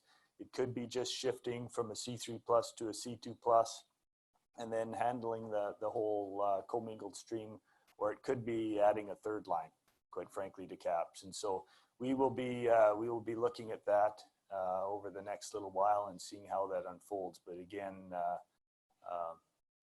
we have to be able to provide certainty of C2 plus and have certainty of what the ethane content is in that stream. So we'll have to finalize scope relatively soon. That pipe will be spec'd for a C2 plus service, so we can flip it if we want to. And the question of whether we upsize it or not, again, we'll have to make that call fairly soon. If we want to have another larger diameter line in the future, we might have to put another one into the ditch, and that'll be a great expansion opportunity. And just the second part to that question, just on one of the maps, you showed CAPS extending to the Pipestone plant, but I think somewhere else you talked about it going to the Alberta BC border. What is the ultimate plan for CAPS to extend further right into Northeast BC? Brian? Yeah, so the first phase that we've kind of sanctioned on it is from Fort Saskatchewan to Pipestone. Ultimately, again, we see a lot of liquids coming from BC, and we would like to extend our reach into BC, and that's part of the collaborative effort that we're working with North River on to have CAPS would be likely extended out to the border around Gordondale, that general vicinity, and then North River could gather liquids and deliver into KAPS at Gordondale. Part of the reasoning for that is just looking at the regulatory environment and trying to keep it as an Alberta regulated pipeline at this point. Pat, go ahead. I think everyone should have to wear their cap while. I like it. Yeah, now you know the like that trend. So, David, now that you've called the bottom for Canadian energy, are you also calling the bottom for your South Region GMP contributions, or do you see a little bit more downside risk as you execute on some of these optimizations? Maybe you can just, walk us through some of the consolidation plans. Which plants might be accepting more volumes? Rimbey, Brazeau. Well, let me first say that we're not at this point ready to talk any further specifics. Dean mentioned that we have suspended operations at Gilby, and the volumes from Gilby, most of the volumes from Gilby are now moving through Rimbey, and that's actually worked out well for us and for our customers. The advantage we have in the network, as Dean alluded to earlier, is the network that we have. So we have the ability to accommodate volumes without having to spend a lot of capital and increase the utilization of the facilities as we rationalize and optimize. But we owe it to our employees and to our customers to communicate our specific plans to them first. So as we make these decisions, that's what we'll do, and then we'll be in a position to talk about it more specifically. In terms of calling the bottom, Pat, I mean, as Dean mentioned earlier, the geology in this area is still very robust. It is liquids rich gas. It's not as liquids rich as what you see in the Montney up around Grand Prairie. It's not as rich in condensate, but it's nevertheless, the economics are still healthy at a reasonable natural gas price and reasonable liquids prices. One of the challenges in that area is a lot of the producers have been living within cash flow, and their cash flows really haven't been sufficient to do much drilling. But we see that, as things evolve, we see that changing, and we still think it's the right place to be long term. Dean, I don't know if you want to add to that. No, it's good. And then speaking of bouncing off bottom, so Jamie, maybe you can comment on what caused the recent rally in the butane market, and also maybe just a little bit more color on how you see butane prices shaping up in 2020. Yeah, for sure. And I'll have to be very careful here because we're out contracting right now. Well, certainly with respect to the most recent rally in butane, I think it's a function of a couple things. One, that we have some players in the market that were frankly net short for purchasing their requirements, and that was throughout the contract year, which just amongst us had us scratching our head because how much lower can it go than what it was this spring? But there are some very meaningful players that did not purchase all their requirements, and also butane's a very seasonal product, so you would traditionally see the winter time having prices rally. We've seen recently the spot price come off as well, probably about 10% off the WTI. And we expect that, as we recontract into 2020, we're going to have to look at it from an annual view. And I think I need to stop talking right there.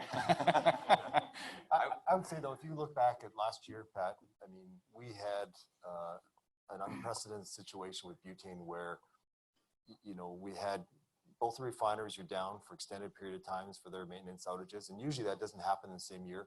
We had an outage at our AEF facility as well. And so what happened was that a lot of the butane supply went into storage, and basically all the butane storage in the province were full. And so that's what really cratered the butane prices last year coming into 2020. Into this year, we've consumed a lot more of it in the province, but a lot of it's been exported off the West Coast, and we were exporting it through our Hull facility in the US as well to clear it out of this market. And now we're at more of a balanced stage of where, inventory levels are. And obviously all the facilities are up and running. So that's all positive in terms of those balances. We're still oversupplied butane in our province. So that means that it likely has to trade at a discount to the major markets like Bellevue, because it's got to pay for that transportation price to clear. So, when you add all that together, we're going to have stronger prices than what we saw in 2020 or 2019 going into 2020, but they'll still trade likely at a discount to the major indices. Yeah, I think just to supplement that is that we're oversupplied in Western Canada, but we're also significantly oversupplied in North America. So when we saw the opportunity back when a lot of people saw the opportunity to export barrels down into the Gulf Coast, and the price was much stronger then than it is now. And so if we look at it from a holistic perspective, we fully don't expect that butane in the short term is going to be back to a level that we would have seen a couple of years ago. But to Dean's point, certainly there's no expectations that we would see a similar phenomena as we saw this past year as well. So, if I can just squeeze in. Pat's going to discuss one more. Go ahead, Pat. Just real quick for Stephen, the 500 to 600 million of self-funded capex going forward. Would you have a target DCF per share growth range off of that? And also, if you were to flex that up, instead of using the drip, could you just potentially tap into the hybrid market? Yeah, no, as you can appreciate, we had lots of internal discussions as to what to share at Investor Day. And at the end of the day, we're not prepared to do that. We want to rely on our track record. Even during the last 5 or 6 years, the tough times, still delivering 9% CAGR on cash flow per share and 9% on dividends. We thought we'd let the track record stand for itself. That being said, it's a fair question. I didn't bring my notepad up, so I can't remember your second question. Hybrids. Yeah, no, there's, as we went out on the market back in June, and even back then, we said there was 300 to 400 million of capacity left in that hybrid preferred share basket that we could still tap into. And that kind of projection that we showed on that slide did incorporate a steady use of hybrids as equity increased over time. Again, the context of that slide, one of the second last slide in that finance section, was the overall goal to still have a reasonable leverage ratio through time, as to what we were sort of looking at as we sort of geared towards what kind of ranges could be out there. Again, I would say, pretty conservative assumptions on timing of growth projects and how long it takes to bring a project on, as well as investment multiples. We tried to make sure that we had a pretty confident range we could put out there to look at for funding ability. We'll let Ian ask a question, then we'll go to Robert. Ian Gillies, Stifel First Energy. Just curious, with respect to the gas processing optimization, will that carry relatively similar paybacks of 10 to 15% return on capital to other parts of your business, or should we be thinking about that differently as you perhaps put that capital to work to go about that? Yeah, we'd certainly expect the returns to be fairly robust. And again, the costs that we incur, the redundant costs that we incur with having so many facilities that are not very well utilized or half utilized, that cost is significant. So, as David mentioned, most of our facilities are pipeline interconnected. So the amount of capital that we need to invest to capture that cost optimization isn't significant. So we believe the return on those initiatives would be very strong. Yeah. So that's helpful. And with respect to AEF and a potential expansion, or I know it's early days, but is it a twinning or is it something larger? Is it something smaller? Are you able to provide any additional details there? No, we have a team looking at it, and we've looked at a lot of different alternatives. So we haven't landed on one definitive one to say that would be optimum. But I do want to make sure it's clear, though, that we need to have the right contractual backing for us to move forward on a project like that. And if I could just maybe ask one quick follow-up to that point. Does that mean you'd be giving up the upside on the marketing by going through that sort of contracting style? Yeah, potentially on an expansion. I mean, that's not to say that we wouldn't leave some marketing exposure on the existing capacity that we have today. But again, we're trying to manage the financial parameters that Stephen's laid out for us and make sure that we achieve that result going forward. So again, part of that's the contractual structure. Thank you very much. I think I'd add too, though, is just that, we understand the markets very well, so wouldn't want people to go away thinking that the fee for service would be the only value that Keyera would be able to garner if we were to pursue an expansion at AEF. Yeah, at the end of the day, what you're trading off is the multiple that someone's attaching to an isooctane today value chain versus the multiple that the market puts on a solid fee for service with solid counterparties on the other side, and that's the trade-off that we would have to continue to evaluate, and as just one aspect of the whole overall evaluation. Yes. First, starting on the gathering and processing side of your business, you've talked about it being, high degree of competition, with others, and you'd selectively approach new growth. So if we think about the types of things you've done in the past, you've been more recently building long-term contracted facilities, but going further back, you'd been a consolidator of kind of plants here or there. What should we be expecting from you, kind of with more of this selective growth profile? Well, I'll maybe take a shot at that first and invite Dean to share his thoughts, Robert. I think Dean's comment about the competitiveness is relative to our liquids infrastructure. I mean, Keyera still has some very strong competitive advantages in gathering and processing. It's just that the nature of the environment that we're in, if you're talking about a relatively simple sweet gas plant, the barriers to entry aren't what they are in the liquids side of our business. And so we see producers still building their own facilities in order to, particularly in areas where the gas is sweet and doesn't have the complexities. That's why we chose specifically to focus on the area of the Montney around Grand Prairie, where the gas has significant amount of H2S as well as water and condensate. So the complexities associated with building the infrastructure to handle gas like that are considerable, and the footprint that we've created means that we do have competitive advantages relative to other alternatives in the area. I think we've had a concerted effort to invest capital in that area to create that footprint, and we're very happy with the contractual arrangements that we have and with the execution that we've seen. I think as we look forward over the next 3 or 4 years, we're probably going to be investing less there and more on the liquids infrastructure side, and that's just a natural result of the fact that that's where we've been focused. So it's not as though we're saying that that's not a strategic area for us long term. It's just that in the next few years, it's not likely to be where we're going to be investing the bulk of our capital.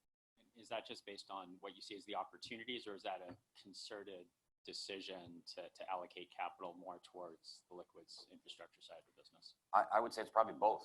We probably see more opportunities as we've laid out here on the liquids infrastructure side, and it's a conscious kind of rebalancing of the capital investment based on what we've been up to in the last 3 or 4 years.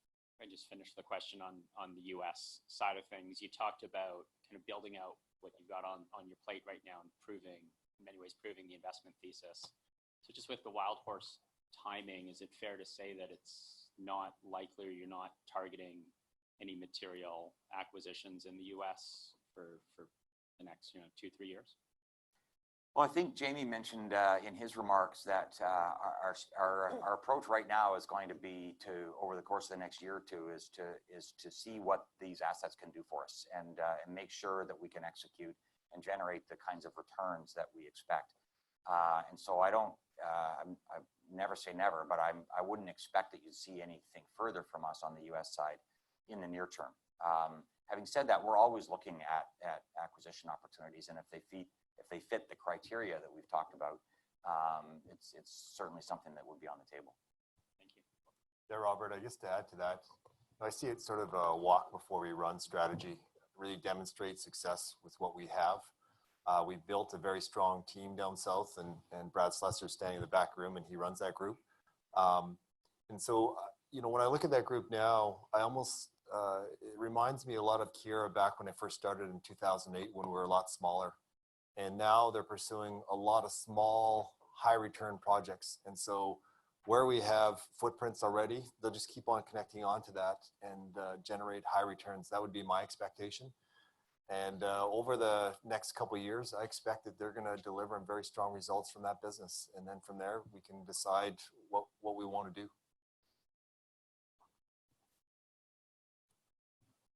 Hi there, it's Dean Highmore from Mackenzie. Just had a question relating to your southern gathering and processing assets.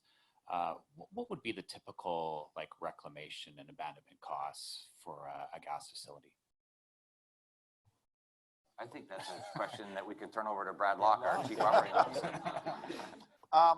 Well, certainly it varies facility by facility. The more complex facilities, the longer they've been in existence. Typically, the longer the reclamation. The one we're digging into right away is Nevis. So our Nevis facility we shut down here in September of this year, and are just starting to put together a reclamation plan. The nice thing about those reclamation plans is they tend to be longer in scale. So Nevis is probably going to be a 5-year plan of taking it from where it's at today through to its deconstruction and environmental liability, and then a monitoring program to follow onto that until we actually get back to a totally reclaimed site. So in any individual year, the cost to manage that is not significant, but spread over time, you can get onto a larger facility to the $30–40 million range for some of those facilities if you spread it out over a long period of time. I think one of the strategies, though, as we look through the West Central optimization, the gas that's being produced out of that area, we still want to continue to funnel into Keyera assets. So while the individual gas plant may not be running, a lot of the infrastructure that will feed into that facility will still continue to run, be it compressor stations, be it dehydration, be it pipeline connectivity or terminals. So consequently, as that facility continues to run, there's no obligation to immediately reclaim it down to a state of ultimate reclamation. So that allows us the flexibility to, if we don't see a need for that facility in the future, as Dean mentioned, our goal is to try to preserve as much of that capacity as we can. If we don't see a need for that, then we can slowly chip away at a reclamation at a pace that we see valuable, and kind of leave that out over the next 5, 10, 15, 20 years. One thing I would mention in that context is that the estimated cost associated with the deconstruction and reclamation of every one of our sites is fully provided for in the asset retirement obligation on the balance sheet. So at this point, we don't expect that, we certainly haven't seen any evidence that we haven't got the appropriate amount already provided for on the balance sheet. Thank you. And then I guess just a question for, Brian on the condensate outlook. You had a slide that showed the supply and demand for condensate to 2040. I think at 2035, you had the condensate supply starting to roll over. And what were the key factors driving that? Well, I think we see growth in the market for sure here over the near term, and that just happens to be some of the third-party data that we got. But I think if we get some of the export pipelines that we see, the oil sands will grow. The biggest value with the oil sands is that the reserves are certain, they're long-lasting, and it's not like you're drilling in the Permian where you're chasing a bunch of declines. The oil sands is a very steady production curve to it, and so I think we believe, and I think the industry would believe, that if there's export options, the oil sands will continue to grow, and with that, diluent demands will grow. Totally agree with you on the demand side. Just I think the condensate supply that you had in there from the WCSB is starting to decline in 2035. So I'm kind of more interested in that delta. Wow, that's a long-term view. Yeah, it's a good. When we put those slides together, we took third-party projections. So I think once you get out to 2035, it's a pretty inexact science in terms of figuring out are we going to see continued development of the liquids-rich, the condensate-rich gas in those areas of the basin, or is the development going to go in a different direction? So I think it was probably just typical conservatism when estimating the production outlook. Thanks.